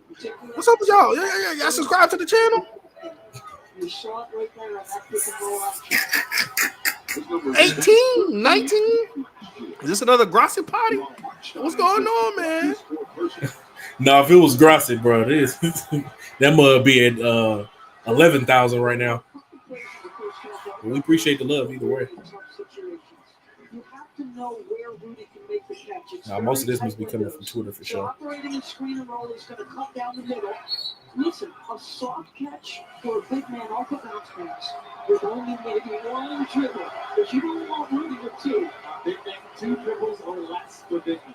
I had 3 dribbles. That was Like, when did Dante DiVincenzo start passing the ball like this? I don't know. Out there looking like prime Jason Williams. Yeah, like shoot the ball, bro. Shoot the ball.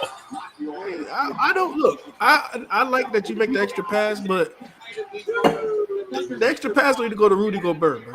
Go Gobert. Well, almost failed. You must be well ahead of me because I had stop. Good floater. I just seen Jalen Williams get a bucket. No, see, I was at Rudy Gobert at the free throw line. Oh yeah, but you about 2-3 minutes behind me. Yeah, the power went out. Tie ball game at 60. Jalen Williams had 7 points this quarter, so he's coming up. Good.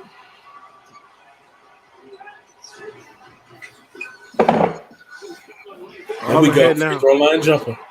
Shai. Yeah, we just had a That's free why throw man, line. they called a timeout. Yeah. Here they come. What that was like a. I think that was a run right there. Let me see. In the third quarter. Was that the 8-0 run that you needed? Get that on it. That's definitely that was a 6-0 run. The 6-0 run. So that ain't the one that you need, but that might be the start of it. And what you can discover. 134. Keep getting that number up. 135. That's what I'm talking about, baby.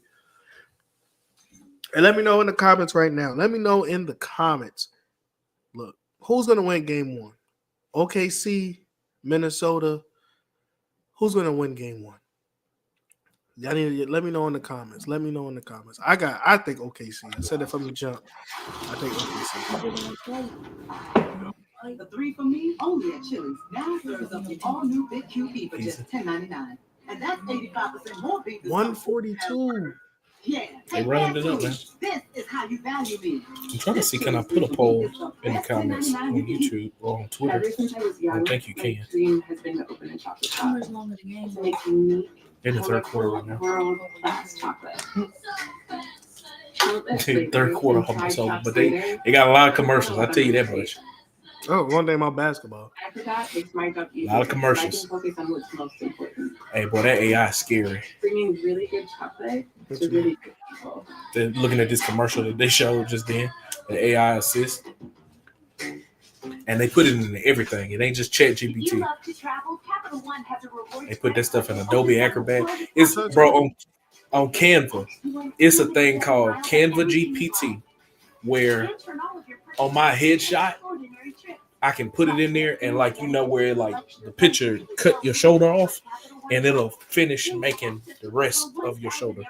And I swear, scary, scary, man. I'm like, I don't know what aliens or robots made this. Bro, heavens no.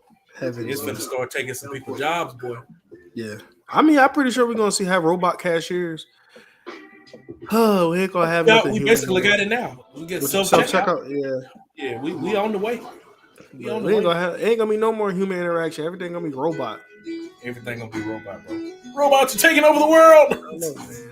Can you imagine? I remember the movie iRobot. I come home and it's a robot in my dang living room.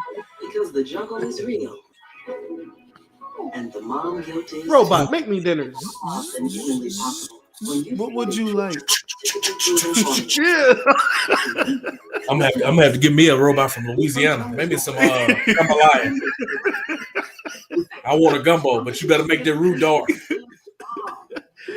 And it'll be like, no problem, Jamarcus. We're gonna start stirring in there. Hey, why don't they make it in like 2 minutes? Yo, fast food's out of business, yo. It'll be no more because people only stop there because of the convenience. If you really got a robot that can make that thing, and boy, it'll be no more McDonald's. But how you gonna speed up the process? It still gotta cook. Like, think about it. You can't cook a chicken faster. You still gotta cook it. They cook the chicken in 2 minutes. I'm gonna say, put that back in there. The air fryer might be in their stomach. That's crazy. That's What? crazy. What? Technology, you never know, man.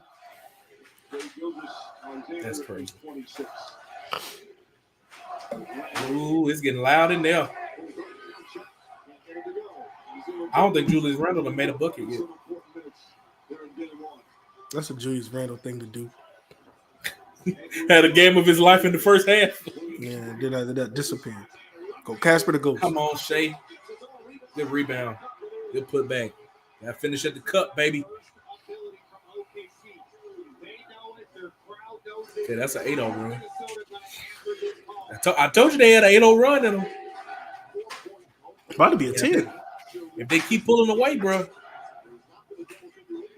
Oh, there's a turnover.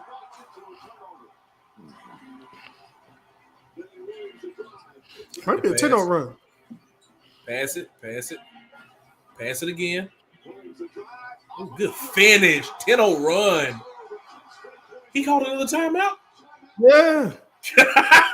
He said, hey, what did we just say? What did we just talk about? What did we just talk about?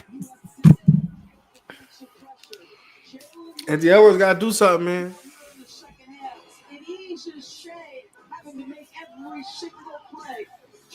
Man, it makes a big difference, though. Like I said it at halftime while you were away, I was like, the guys outside of Shai are going to have to supplement what he lacks. Jalen Williams has seemed to come alive. I think he has 9 in the quarter. So just being able to supplement and help him out until he gets going is important. Hardenstein has only one other bucket. Jalen Williams now has 15. Shai has 18. But then you got your guys off the bench. When did Wiggins? Oh, Aaron Wiggins. I was like, what? I was like, what Wiggins we talking about here? So, Case and Wallace have been in there for 20 minutes. He has 3. They need one more person to start getting going. They need Chet or somebody off the bench to start going. We have 200 people watching right now. 201. Yo, y'all rock with us, man. Subscribe. Just subscribe to the channel. Trust me, we good time, good people, good laughs. You know what I'm saying? Subscribe to the channel. Show love, man. It's right there. I think I got it pinned right there below. Right down there below. Let me see if I can get that right for y'all. Okay, see. Look at this. Look at this. Julius Randle held the ball. It's 24 seconds of the shot clock. He held it for 21 seconds. Not a good possession. And they clamped him. And they clamped him. And they clamped him. That's what I mean. Like, what is you doing, Julius?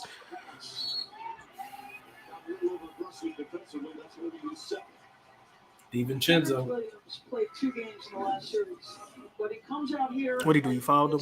Been given the assignment to guard Julius. Big, strong, down in a wide base defensive stance. The best thing you can do is try to take away that left hand, make him a passer. He's had a couple of defensive plays that have been big time. Anthony Edwards got to come up big.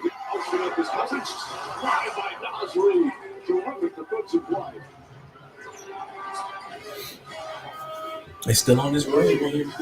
Yeah, Ant gonna have to take over. His step back. Gotta make it. Jalen Williams gonna finish with a double. Gotta have a 3, baby. You gotta extend that run. You gotta make it a 13-0. Gotta hang the gooseneck, man. Okay, so Ant snaps the run. Ant snaps the run. Now what do you do from here?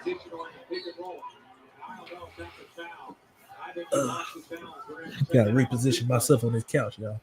You sit in one spot for a little minute.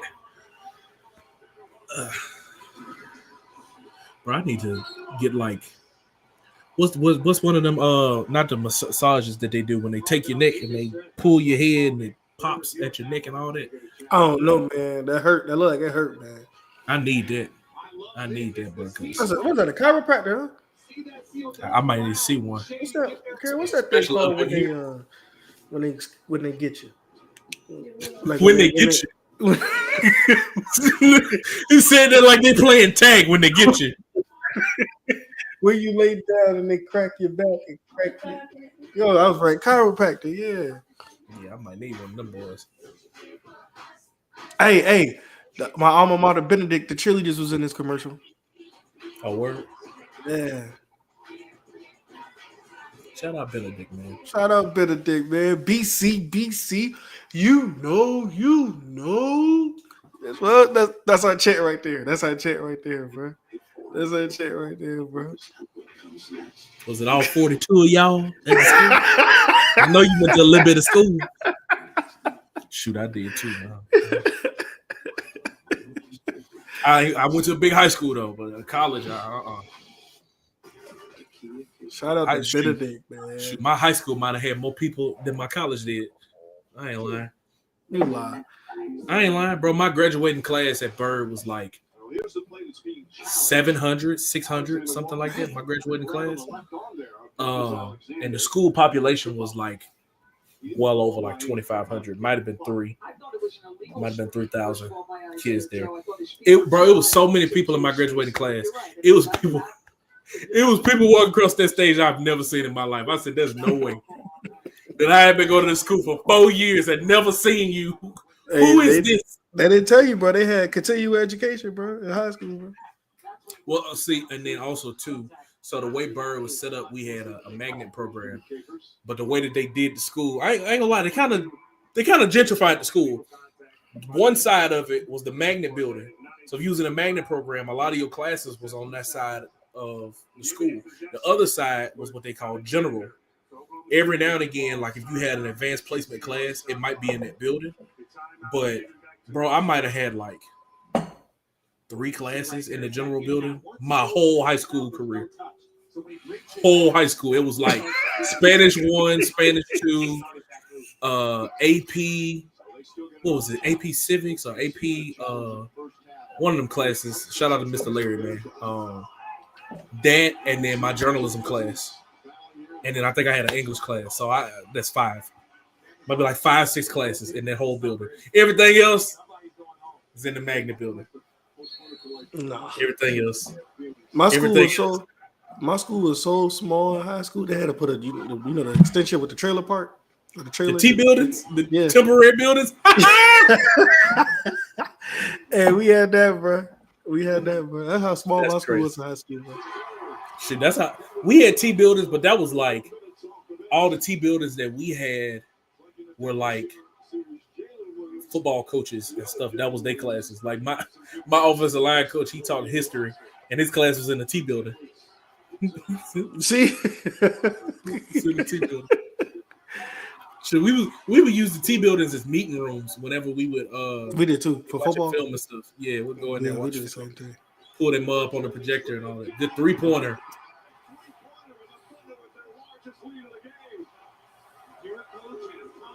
Well, Minnesota playing like some trash now. I'm telling you, they went on the run. And the difference is, bro, they at home. So every shot they making, the crowd getting loud. They saying defense, they chanting. Bro, when you start going on a run at home, it's different. Don't worry, when they go to Minnesota, it's gonna be the same way. You ain't lying, because whoever that organ player for the Knicks, would he be like, dun, he's a difference maker. He's a difference maker, bro. He's a real organ player too. That's crazy, bro. 17-2 run. This was the run right here. You said in the third quarter. Man, they take a bad shot. He made somebody fall. And took a bad shot. His girl better not be there. Oh. You better not. Hey, bro, my mama there, bro. Get up! Get up! Get up! Lord, he has a family. Jesus. Hey, can you imagine you being a towel boy or the mop boy out there? Because you got to wipe this spot up. And you got to not laugh. Yo, I'll be cracking up. Now Dante want to shoot the ball.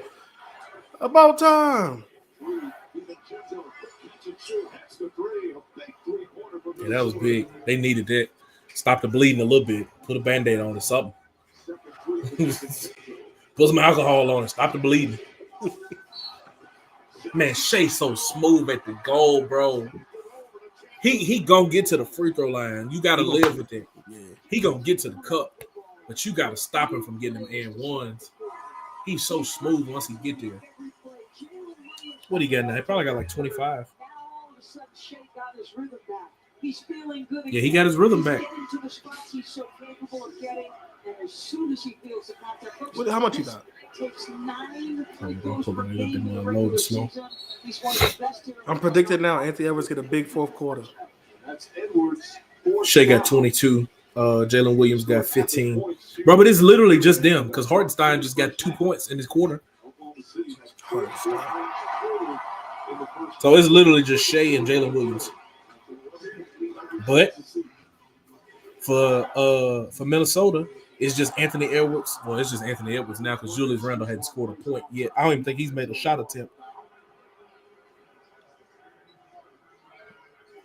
The only person That's what's so crazy about basketball, bro. Like, how do you have 20 points and a half and you just don't touch the ball no more? right.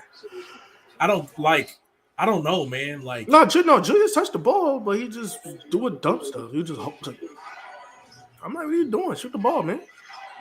do what you was doing before. Yeah, not holding it because you was shooting it from half court. Now you just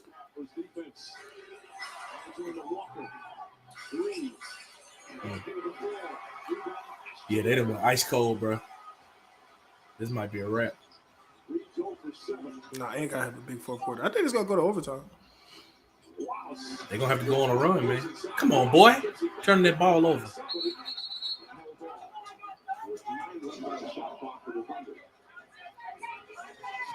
Julius Randle got what, 4 fouls?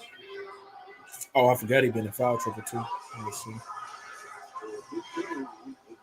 No, he got 3. Jaden McDaniels got 4. Ant got 4. Ant and Jaden McDaniels have 4. Julius Randle have 3. Rudy Gobert got 2. Ooh, then that foul trouble, that tough, boy. Once you get in that foul trouble, boy, hey, you can't fool around like what you want to. You can't do like what you want to, man. Put Rudy back up in there. Why wasn't he jumping for the ball? Who? Rudy Gobert. Best viewers on streamblue.com. I don't know who that is. Let's see how you remove them, man.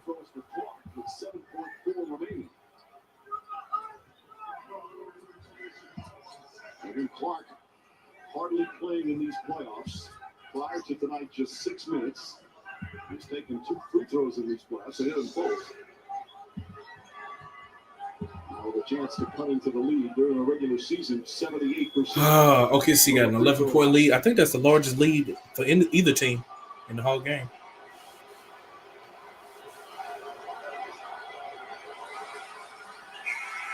They're missing free throws, man. Jalen Williams back in there. I don't know who that is, but they didn't. That's how they got me, man. Remember one time I was hacked? They clicked on you. You clicked on something? I don't know what I did, but it wasn't like something like that. But they changed it from the English language to some type of Mandarin. I didn't know how to change it for a while. Williams, 3-pointer, off the mark. 1/10 of a second remaining. That will win the third quarter. You see that, bro? You see that animated? What they did? We head to the fourth here in game 1. OKC with a 10-point No, I think I missed it. That boy Jalen Williams. Oh no. They had like some type of animation, like a little graphic of Shai going on. I missed it. I got to lock in. It means Remember that. Baby girl, let me see you do your dance. Let me see you twirl. Remember. Man, that power went out for a little bit. I said, Lord Jesus. But it didn't. It just hit the Wi-Fi though for real and the TV because my phone was still charging. That boy thought it was a wrap. I said, yeah. Finna go on, hang it up. Yeah. Just lay on the floor real quick.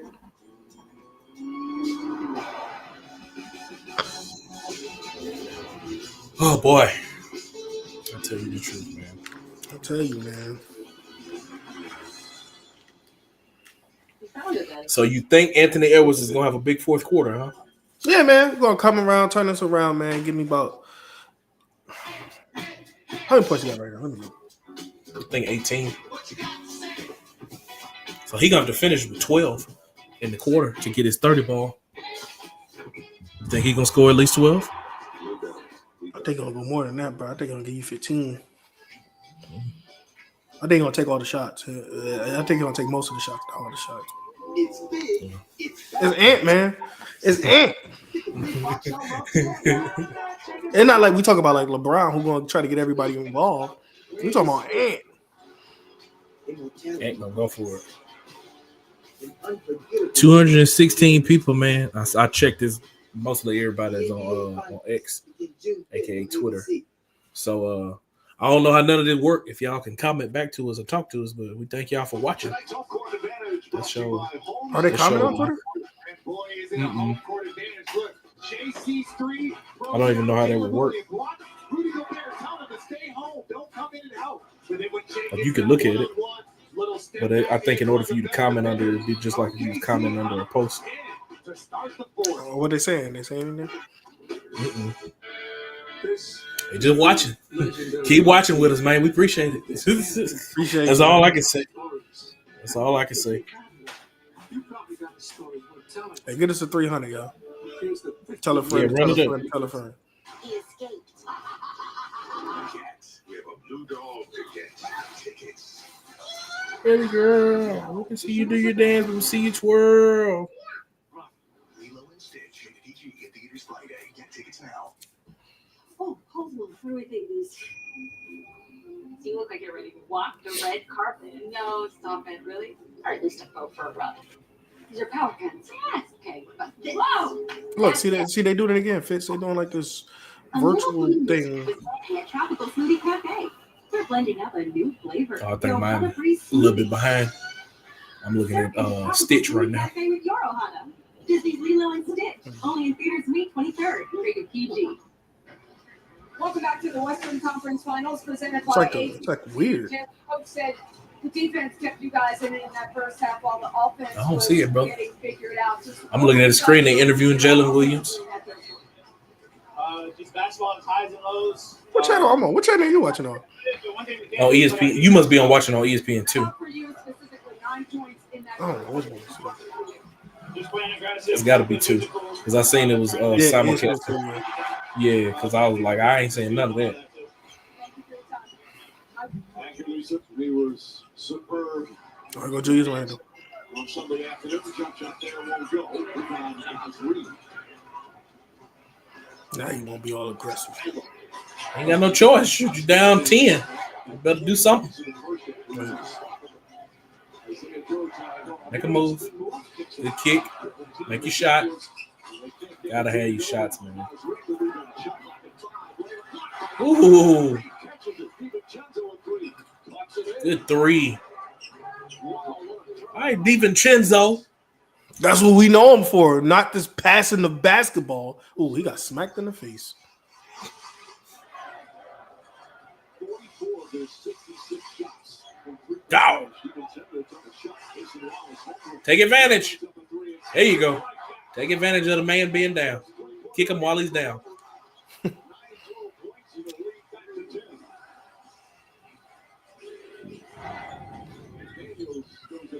Man, check so long. That boy put his arm up and almost touched the rim. God, dog. That boy did like this, touching the rim. He touching the roof.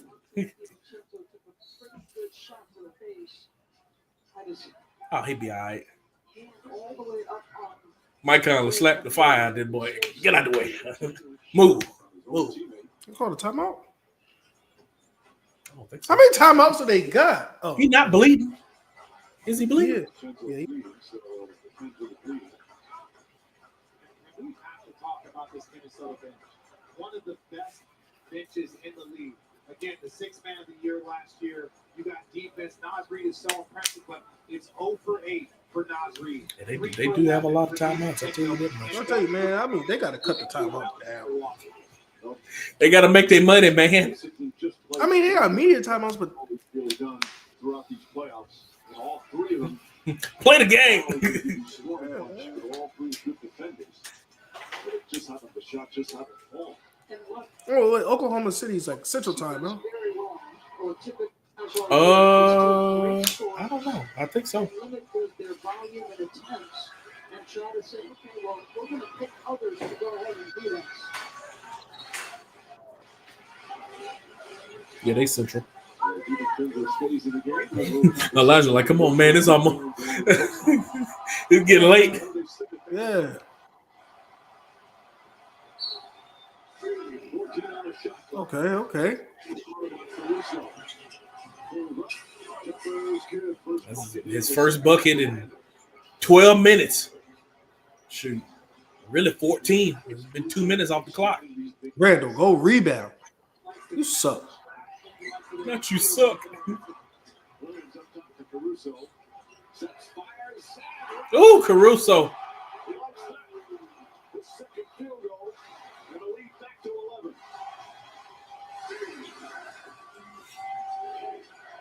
What, and he out there? Nah, not yet. They saving him too because he know since he in foul trouble.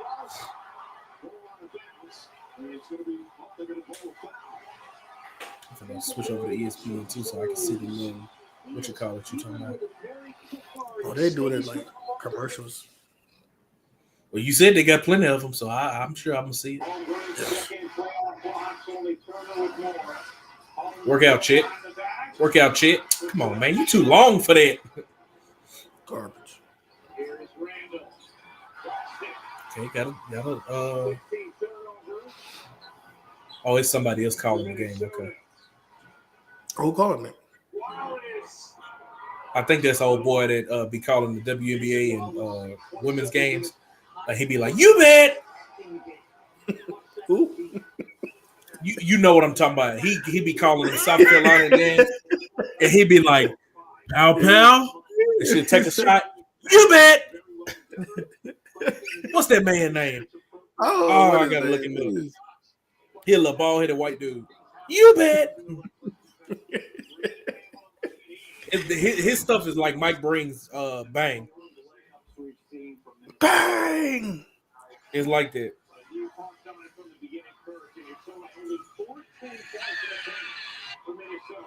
Bang! The three guys have got a ball for Virginia. And a touch. Looking kind of jump. You bet. And Nas Reed is going to shoot two. Possessions of the day for Brazil. Here's Clark. Anthony Edwards about to check back in there. Here's Clark. 4 seconds left. Clark fires. Man, what is this dude name? I just seen somebody did a compilation of him calling it. He do it all the time.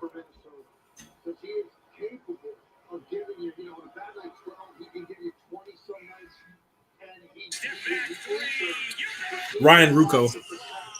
I never heard of that. I mean, I never knew his name, but it's funny how you said it. This is how you say it. Listen, hold on. Step back three. You bet. You bet.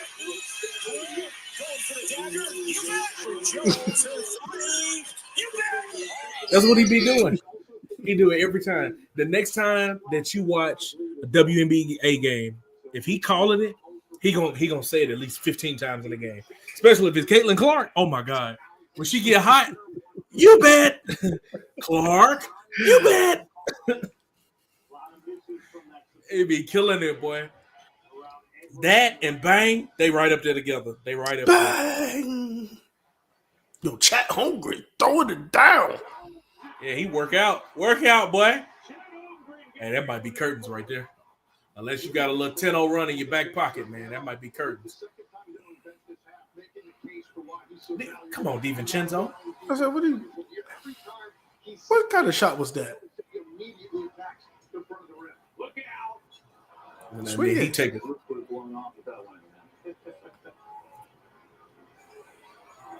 Come on, Ant-Man. Don't prove me wrong. Oh, he didn't came in. Oh, they about to make him get a backcourt violation. Here's Edwards getting free. He hit the three. Randall keeps it alive. I think there's Ryan Rucco on the call now. Chenzo gives it up.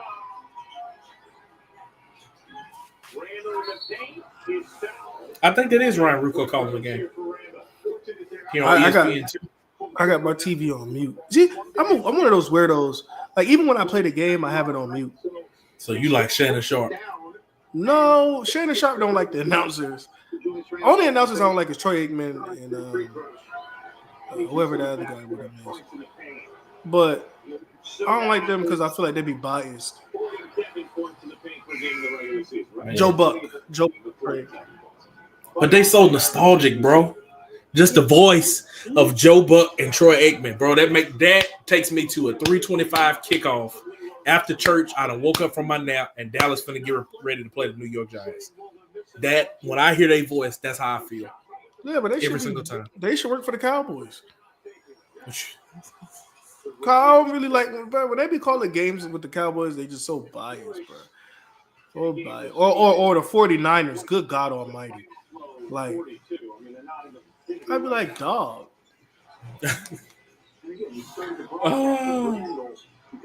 Work out, Shai. Want to travel? It looked like it. It might have looked like it. Man, these boys trying to pull away. Chet got 15. Okay, so Chet came on. I said somebody else needed to come on. What is this? Man, they cooking, Ant.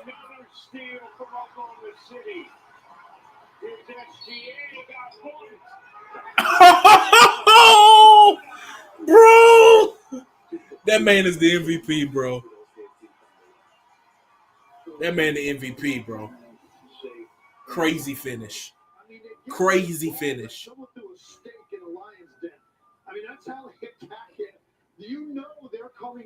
Crazy finish. That's wild. He ain't even really touch him for real, though. Great concentration, body control, and a little bit of luck. 16 turnovers now for Minnesota. 16 turnovers. Good God Almighty. Shai, he got to be approaching 30 now. 24 points off of turnovers. That's the difference. That's all it is. There go your timeout. There it is, man. I knew one was coming. I think these timeouts is bathroom breaks, bro. That's why I really started to think they is, bro. Who going to pee? The coaches, bro. They're like, all right, y'all go figure it out. I'm finna go take a leak. Take a leak. I think these things is bathroom breaks, bro. Hey, but now when you really think about it, when do coaches have time to use the bathroom other than halftime?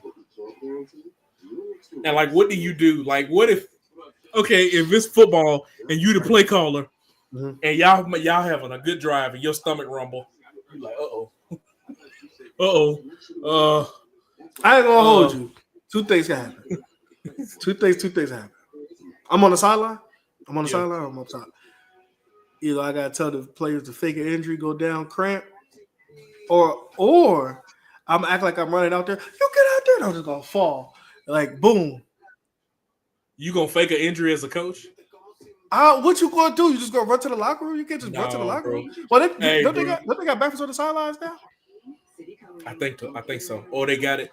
Hey, I can say this now. UL, this is what them boys used to do. Because I seen them do it one time. They took one of them injury tents and they lit it up over one of them little drains, and they peed in the drain. And then they opened it back up. I said, this show might have smelled like pee on the sideline. And them boys opened the curtain up. I said, I be god dog. These boys peeing on the sideline. So they might have something out there. Now, bro, I'm trying to think. Have I ever had to use the bathroom during a game? I don't think so. I don't think I have. Now, if I did at halftime, hey, coach, hold up. I'll be right back. I'm going to run to that bathroom real quick.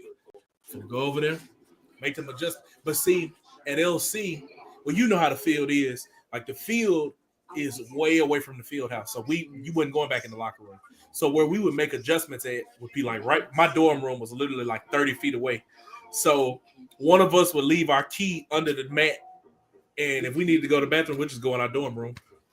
Hey, coach, we'll be right back. Go in our dorm room, use the bathroom real quick.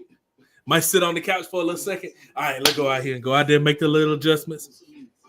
All right, we're going to re-identify the mic. We'll slide the protection over this way. All right, cool. Y'all good? All right, go get y'all some Gatorade. All right, I'm finna go back in my dorm room. I'm gonna go back in there, be sitting on the couch again. How much time left? 2 minutes? All right, here we go. Nah, I ain't gonna hold you. Like, you know how some people got their pregame or they like how you talk about using the bathroom. Before every game or when I'm nervous, when I got butterflies in my stomach, I gotta pee. Like, I seen people throw up. I seen people, I just gotta pee. Like, even like right now, so say if the Knicks was playing, this was a tight game, I'll have to use the restroom. He'd be like, hold on. Oh, yeah, that's right. This is Ryan Rucco calling. Him and Tim Legler. That the dude in the middle, he the one that be doing that. So they do this the Insight Cast. Oh, that's cool. Oh, I see what you're talking about. That's cool. Yeah, it's a weird thing, ain't it? This is AI, boy. The Chat GPT. Give it to your best player the open floor. He senses the contact. He's got the body control, self-touch to get that. So they saw that, bro. That's crazy how technology is. Them boys getting paid. They really just sitting there watching the game, chilling. Yep, and Shai makes a. They doing what we doing. They doing the same thing. And Ryan Rucco calling it. Boy, sign me up. Sign me up. If y'all keep subscribing, that's what we gonna do. That's what we gonna do. We gonna get us a deal. We gonna get us a deal, and we just gonna sit at the cribbo and talk about sports, bro. That is it. I ain't got to go nowhere. We'll go to the big events. We'll go to the Super Bowl, NBA Finals, the Stanley Cup, World Series. We'll go all of that. Other than that, I'm gonna sit at the crib, look at my TV, and we'll go crazy. I promise you. We gonna give you good content, all the great time. stories Every day. Clippable, it's gonna be good every time. I promise. Look at this. Now Juice Red don't want to fight. Hold up, Kerry playing them jams in the background. Hold up. Oh, you can hear it? They can hear your phone. They can hear your phone, Kerry. Don't turn it down. Nah, leave it up. You heard me? Whatever she playing, who that artist is. They can hear your phone in the background, but don't leave it playing. They said leave it playing. They said who the artist is. I swear. I don't know. She said she on TikTok. She told me, I'm sorry. That's a good song. I was like, hold up. DiVincenzo in the corner and in. He's now 3 for 12 from 3. Minnesota 14 for 47 from 3 in this game. Where Ant-Man at? I'm telling you, they saving him. Either that or they know they're not finna win, so they're not gonna put him back in there. No, he in the game. He right there. Oh, I'm finna say. Your eyes are on the target the whole time, then taking your eyes away from the basket to fake pass it. I just don't understand that decision right there. Better chance to make that if you get the first one. Fouled out. How much interview is it for knocking out corner three? It was probably Jaden McDaniels here. But Shai been putting his butt to work. He had him in a blender all night. Going back to the free throw line. That's where his bread and butter is, man. But that's how you do it. You slow the game down, get people in foul trouble, make it difficult on them, man.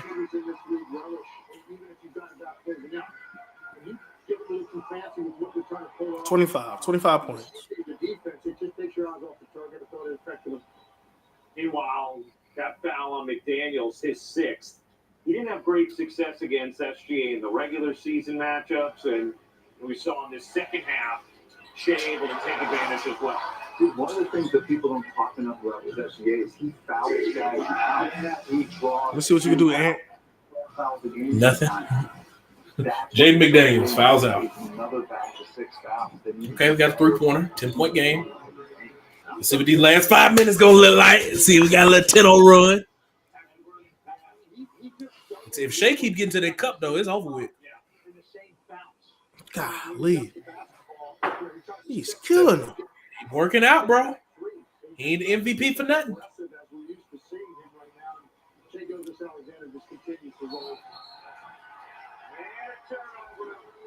And they turned it over still. Oh, that's game. Curtains. You know, and what I always say about star players is this, you know, if you want to be a true It was star, nice knowing you, buddy boy. Mm-hmm. your floor on a given night can't be where it's so low that you will give your team a chance to win. Yeah. Yeah, that's game. And you have not a great shooting line, Over with. still got to do it. Yeah. Which is OKC played their worst basketball at a half. Man, why he calling timeout? It's over. What, he subbing?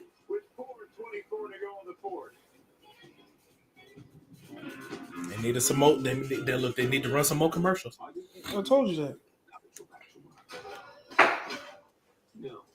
Well, I bet ESPN be getting a bag for these commercials. How much you think they sell for like a 30-second ad? I don't know. Well, it is ESPN though, so I know they paying something. That money at least a mil. At least. You paying at least a mil. Off top. You just got the $120 cord fit you've been seeing all over your feed for $40. Which means you also just got the $120 confidence of someone who knows what they're doing for $40. Man. At Burger King, when we say we're cooking with fire, we mean But hey, look, Burger King got the worst burgers in the world. Hey. We're not gonna do that. Because an old school Whopper with some cheese. I ain't gonna stand. I ain't gonna stand here and let the Burger King slander fly. We're not gonna do that. Not today. Not tonight. We're not. Burger King's so horrible. So you telling me a Burger King burger is worse than a McDonald's burger? Like a McDouble is worse, is better than a Whopper, is what you're saying? Yeah, give me McDonald's. First of all, I like my onions diced, not the size of my hand, hanging off the bread. It's more onion than beef. I don't need no onions on my burger. I don't want no onions. I don't need none. Give me lettuce, tomato, pickle, cheese, little mayonnaise, a drizzle of ketchup, and some mustard. Good to go. On that bun with them sesame seeds. Yeah. Work out. Not the sesame seeds. Yes, sir. Yes, sir. Yo, the sesame seeds are alright. It's cool or whatever. But it ain't the Whopper. The Whopper ain't it, man. I mean, a Texas Whopper. Let's just the Whopper. Whopper is good, but it's not. It's not. I would not take a Burger King burger over a McDonald's burger. If I'm going to McDonald's, it's for convenience. Hey, I need me a little hamburger, tide me over into something else. If I go to Burger King, that's my meal. I'm finna get them fries. We finna go crazy. Might give me a little strawberry shake with it. You know what I'm saying? That's a meal. McDonald's, I feel like I'm going there. Hey, I ain't ate nothing. I need to eat something real quick. Let me get a little McDouble. Let me get a fruit punch easy ice, a little small fry. I can work out with that. Cool. Till I eat my next meal. Whopper, Texas Whopper, with the jalapenos on there. I don't know how people be eating. Listen to me. I like a little spice, right? But jalapenos, let me tell you something. Jalapenos. I don't want it, bro. I'm not a big fan of jalapenos. I go banana peppers. That's not spicy. It's not, but they got a little kick to it. No, banana peppers is not spicy at all. That's more like a twang than it is hot. It's like a ooh. I love banana pepper. Listen, man, Burger King's so nasty. Boy. Now the deals they be making with like chicken nuggets and stuff be egregious. I seen them boys one time. They was like, we can get 20 nuggets for $1.99. I said, that's monkey knuckle. If I ever did see it, that ain't no part of chicken. That ain't no part of nobody chicken. Yeah, it's not a chicken. Ooh, back door. On them. Yep, that'll do it.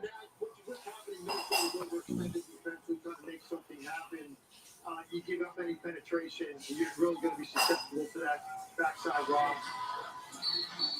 Hopefully it's traffic jumping out to me, guys. Dante even Villa is more field goal. Baby girl. Hey, Fitz, you know what he's talking about with them jalapenos. Jalapenos, all right. Can't be right. I don't know if Anthony is Who said that? up here, but that's a shocking. Well, and I agree. Jalapenos go crazy, bro. I put jalapenos on, like I put it on my Subway sandwich. I put it on my Jersey Mike sandwich. Jalapenos go crazy. Did Julius Randle just step away from that pass? I don't know what you was trying to do. That boy said. that boy played a half of basketball. He did. That boy made one other bucket in the second half.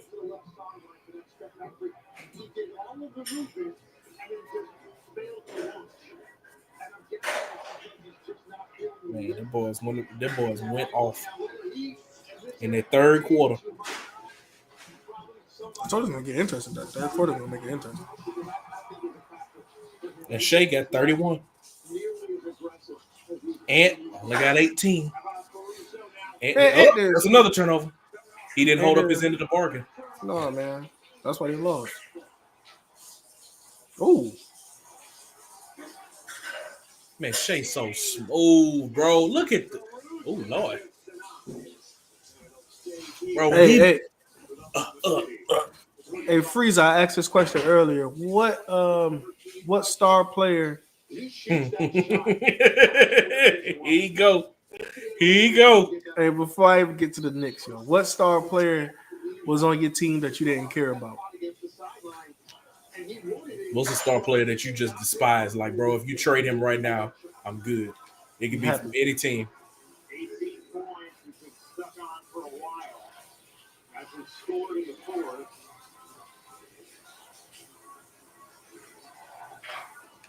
Here is Edwards again. Did not take it. This is horrible. Man, these boys. Hey, how many points they scored in the second half? How many points they scored? You got the box score? Yeah, I got it up. The game cast. They scored 38 in the second half. 18. The third quarter was the difference. They got outscored 32-18. That was the difference. That was the difference. The third quarter was when Shai started getting groovy.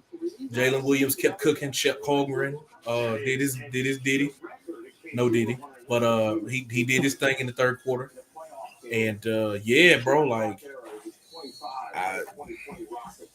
after that, that's a wrap. And you factor in, get him on up out of there before you get hurt. You factor in that you turn the ball over.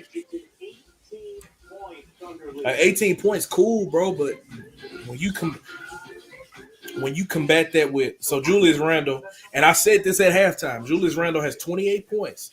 He had 20 at halftime. I said if you can hold that man to under 10 points in the second half, you batting 1,000, and that's what they did. Now most of it was on his own fault because he wasn't taking no shots. Because I think he was 6 of 8 at halftime, so he took 5 more shots in the second half. Yeah, any year, bro. Any team that you've ever had, any team that you ever like. I'm trying to think who would it be for me. Back when I was rocking with the Cowboys, man. DeMarcus Ware was my favorite player for sure. Oh, Flozell Adams, boy. This man would get a false start and holding penalty every play. Dude, Tony Romo throw that mud 30 yards down the field. Holding on the offense. I said, I already know. It's Flozell. It's Flozell. I already knew. It was nobody else, huh? Nobody else. Flozell Adams. Get him out of here. God. Boy, Oh man. Flozell Adams. And look, the Tony Romo slander is well warranted, but it was some moments. Tony was hooping. Tony was hooping in a lot of moments. Now, the first bit of disdain that I had for a player was Tony Romo. I never forget when they played the Seattle Seahawks and they was kicking that field goal and he was the holder and he fumbled that ball and tried to run in. Bro, I can't remember how old I was, but I remember I cried. And my dad said, look, you can't be doing this. Them boys getting paid millions of dollars. And if they not crying, you don't need to be crying. I said, you right. But after that, so Tony, count your days. But Flozell Adams for me. Andrew Bynum.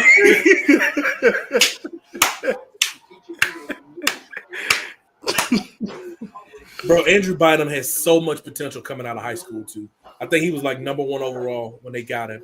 And it was him, Kobe, Pau Gasol, Derek Fisher, and somebody else that I'm missing. It might have been, no, Lamar Odom was the 6th man. It was somebody else that was in the starting lineup. Boy, they were supposed to be the ones, boy. They were supposed to be the Twin Towers reincarnated. Andrew Bynum, boy. I remember he had that one good year. They didn't win a championship with him, huh? Let me see. All of these guys are very good defenders. Because it was him. It was him. He was 10th overall. Yeah, he got 2 championships. He was on the back-to-back run that they was on.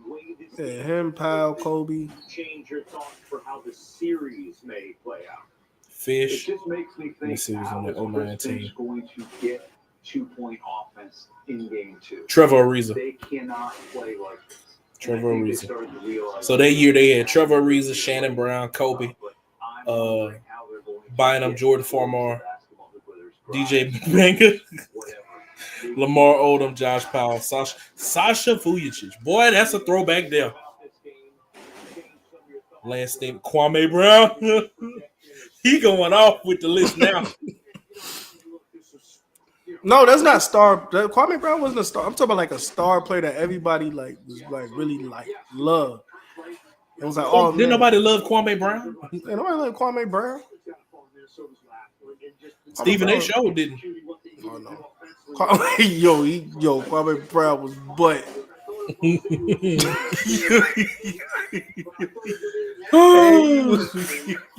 was butt, bro. Hey, Kwame Brown, I don't know why he was on that. Yo, this is the part though that killed me about it. If Michael Jordan couldn't do nothing with him, why you send him to Kobe Bryant? That kills me. Michael Jordan couldn't do nothing with him, and Michael Jordan and Kobe Bryant the same player. Why you send him to Kobe Bryant? That make no sense to me at all, bro. It's like, you know what?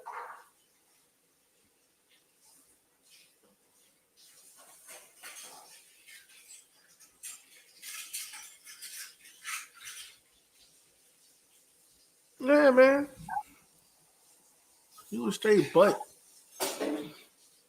Straight butt. OKC pulls out game 1, 114-88, beating Minnesota in the first of the 4 wins the series. Now, Minnesota did have a early lead going in. Rudy Gobert, I don't think he played in the fourth quarter.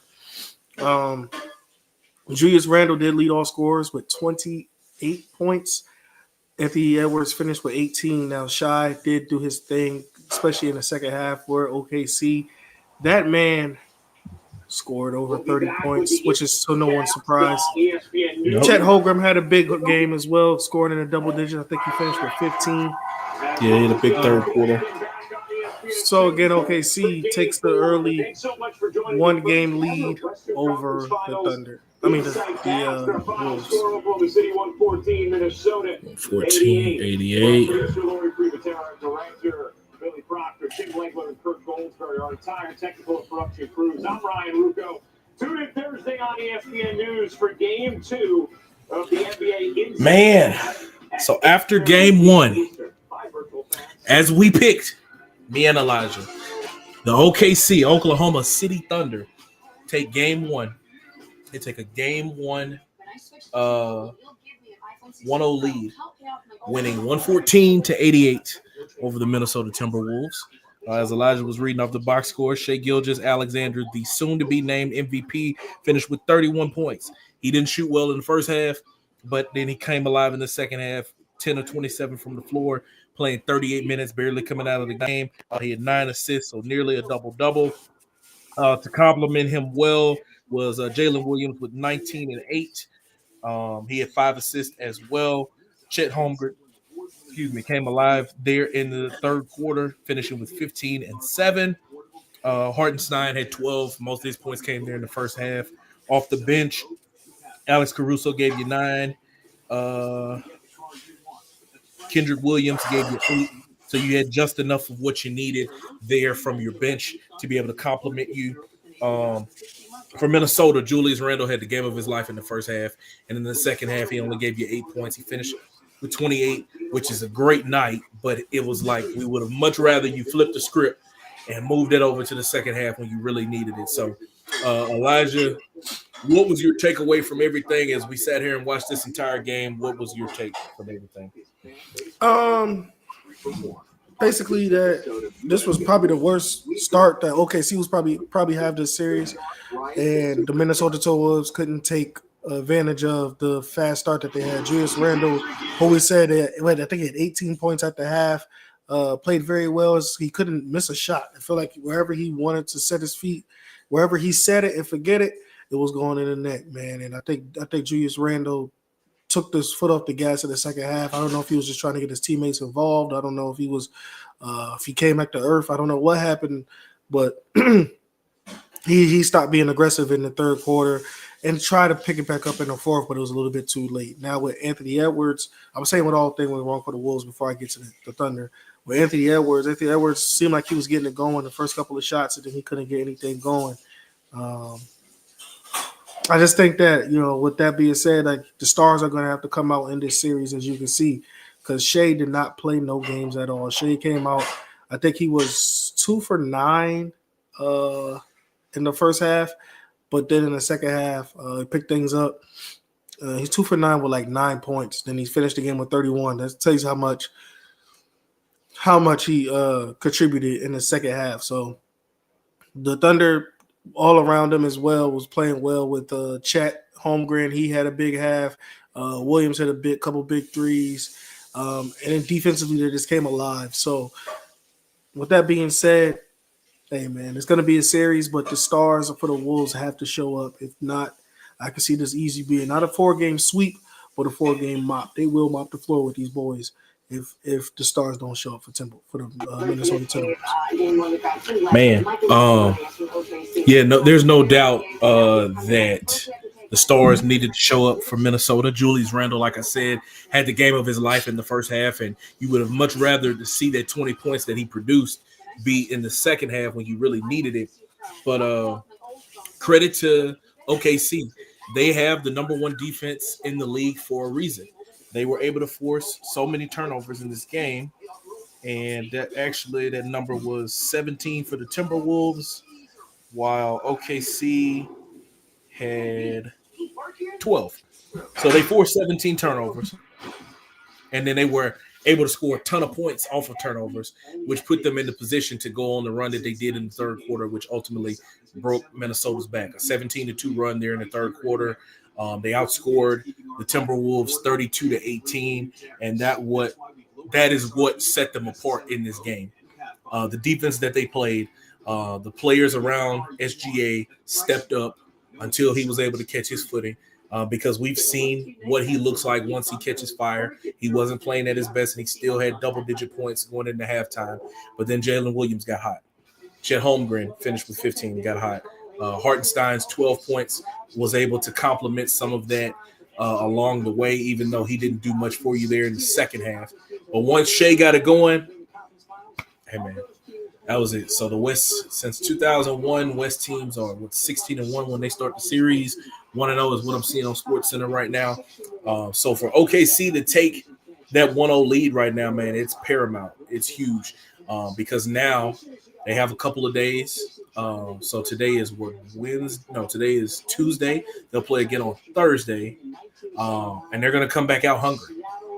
The whole framework of this game and where it really came down to me was there in that third quarter. That's what made the difference in this. I kept saying it throughout. I said as long as OKC is able to stick around, they will be able to win this game because a simple 10-0 run, 8-0 run is all they need to flip the script, and that's exactly what they did. They went on a 17-2 run in the third quarter, and they never looked back. Once they went on that run, like Minnesota was able to close in. I think they got back in with like 8 or 9 at some point in the game. Shai kept getting to the free throw line. He made Jaden McDaniels foul out. He had Ant-Man in trouble. And like I said, there was nobody contributing outside of Julius Randle because he had 28. Ant-Man had 18. DiVincenzo hit a couple of three-pointers for you and finished it with 9. But that wasn't enough, man. Everyone for Minnesota was minus. Shai was plus 22. Jalen Williams was plus 13.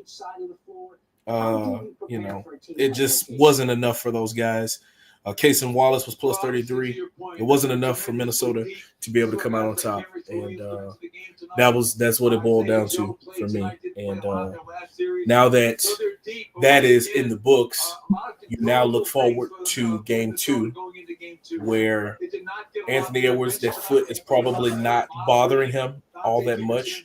And who knows, it could have been. That could have been some of the difference in why he wasn't able to be as effective as what he wanted to be. But they'll have a day off of rest, and then they'll have to come back into this for game 2. In game 2, who is somebody that you would want to see more out of for both sides? We'll talk about Minnesota first, and then we'll do OKC. Who is somebody that you would want to see more out of in game 2? I think the obvious answer is Ant-Man, right? I think Ant-Man needs to, like I said, be that star that we all know he can be. But that's the obvious answer. But for me, the guy that's going to be in the background, the guy who showed up some parts and didn't show up, and that's Dante DiVincenzo. I think Mike Conley, don't get me wrong, did a great job of trying to get the offense going. But Dante has to be more – he has to knock down those shots. I mean, I think he went like 3 for 12. But going 3 for 12 in that moment isn't ideal, but those were shots that was open. And we know Dante for being a three-point shooter. Those are open shots. Those are shots that he can down on the regular. I think Dante, if he has to have one of those nights where he can hit about 4 or 5 of those, along with Ant being. So I think it's Dante. That guy got to show up, man, because nothing against Mike Conley, but Mike Conley's about to sneeze away from the senior citizen home. So we gotta make sure that we could get Dante, the young buck, make sure his minutes are used properly, because that's the difference for me. A sneeze away is crazy, bro. A sneeze away is actually very disrespectful. That man 37, bro. Al Horford 38. Like, them boys still got some good ball ahead of them. For me, it's got to be Julius Randle. You can't come out and have a good first half and then kind of disappear in the second half, especially at the volume that he was shooting at. Brother was 5 or 6 from the three-point line in the first half. Now, I'm not saying you need to continue to shoot threes, but I'm saying that you have to continue to be aggressive. Now, obviously, a lot of the scoring that he took upon himself to do was because Ant-Man went out for those few minutes. That's cool. So you defer to your star player. But at the same time, bro, you got to go and get yours. Like, I'm not saying that you got to go get 40, but if you had 20 in the first half, I need at least maybe 15 from you, and then being able to, help on the end where you're not turning the ball over. There were a couple of possessions where he held onto the ball a little bit too long, took shots late into the shot clock, and wasted possessions for them. So if Julius Randle can do a little bit better for them, I think that makes up a little bit of the lack that you had from Ant-Man, because maybe if he gives you another 4 or 5 points, if he can give you a couple better possessions and get the ball to Dante DiVincenzo and a couple of more guys, that can help a lot too. I'm also looking at somebody like a Naz Reid, who 6th man of the year, he only had 4 points. Again, I'm not asking you to come off the bench and score 30. But I need you to give me 12. We need some help. It can't just be Ant and Julius show. Because if Ant not hitting and Julius disappears, you have no points. You get outscored 32-18, and you lose the game by how much was it? 114-88. So my quick math, that's 12. What's that? A 26-point loss that you end with? That's what happens. So you got to get more from your role players, and then you got to get more from Julius Randle. Now, when we talk about on OKC's side, obviously they did a lot of good things, but there were some moments in there where obviously they were still hanging around, but like you would want more out of some players. Who is somebody that you're looking at on their side that you're like, hey man, this is a 26-point win, but easily if Dante DiVincenzo gets off, Naz Reese gets hot, that this could be a completely different ball game where we need this person to step up. Chet, he stepped up, but Chet has to continue to play big in the paint because he got Rudy and Julius out there who's going to test them strength-wise and trying to see what they can do. Thank you.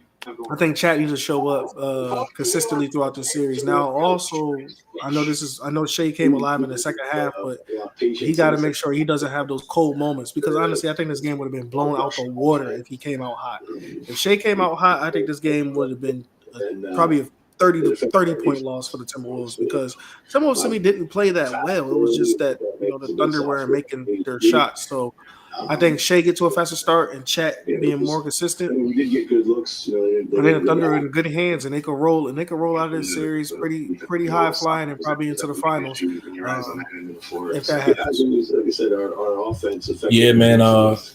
Hartenstein, gave you some good buckets very early on, and I would have liked to see a little bit more out of him there in the second half to give you an opportunity to continue to work Rudy Gobert, because especially some of the ways that like those free throw line shots that he was taking, that's forcing Rudy Gobert to come under the basket, which then opens up opportunities for Shai to attack the basket, for Jalen Williams to cut back door and get easy layups, for Chet Holmgren for you to do the high lows where you're at the top and you can, lob it up to him and he can get a dunk coming back door. I think if you get a little bit more out of him, and then like you said, also Chet being able to come alive a little bit sooner would help a ton for them. So Hartenstein for me, Chet Holmgren also getting an opportunity to get going a little bit sooner. But as long as they keep playing this type of defense, hey, man, it's going to be hard. It's going to be hard for Minnesota. And I don't know if it's just taking care of the basketball or if it's finding cleaner shots, but they cannot play as sloppy as they did in a lot of those possessions because OKC going to keep running away with them. Jalen Williams did get a couple pickpockets off of people, but there were also moments where they were sloppy with the ball and then OKC running the other way. So, man, guys, we've been on stream almost 3 hours, and so I think we're gonna get ready to round this thing out. Go Knicks, go Knicks, Freezer, go Knicks, go New York, go New York, go New York, go New York, go say go New York, go New York, go New York, go New York. We are the New York Knicks. We are the New York. Bro, I can't wait tomorrow, bro. I can't wait tomorrow. I'm gonna feel like this house is gonna be the Garden. It's gonna be the Garden, bro. I might paint this wall behind me orange. I might paint it blue. I might just put a Knick logo behind it. I might just put Jalen Brunson's fat head in there. But I might just tell him, bro. I might just tell him.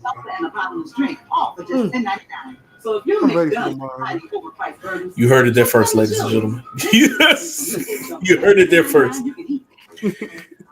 Guys, thank y'all so much for tapping in with us, whether that's on Twitch, on X, or on YouTube. We greatly appreciate y'all. Please subscribe to the YouTube channel. If you're on X, it'll be in the comment right below this video the next time that I start a stream, which we plan on doing one tomorrow. We're going to see how we feel for the Eastern Conference Finals.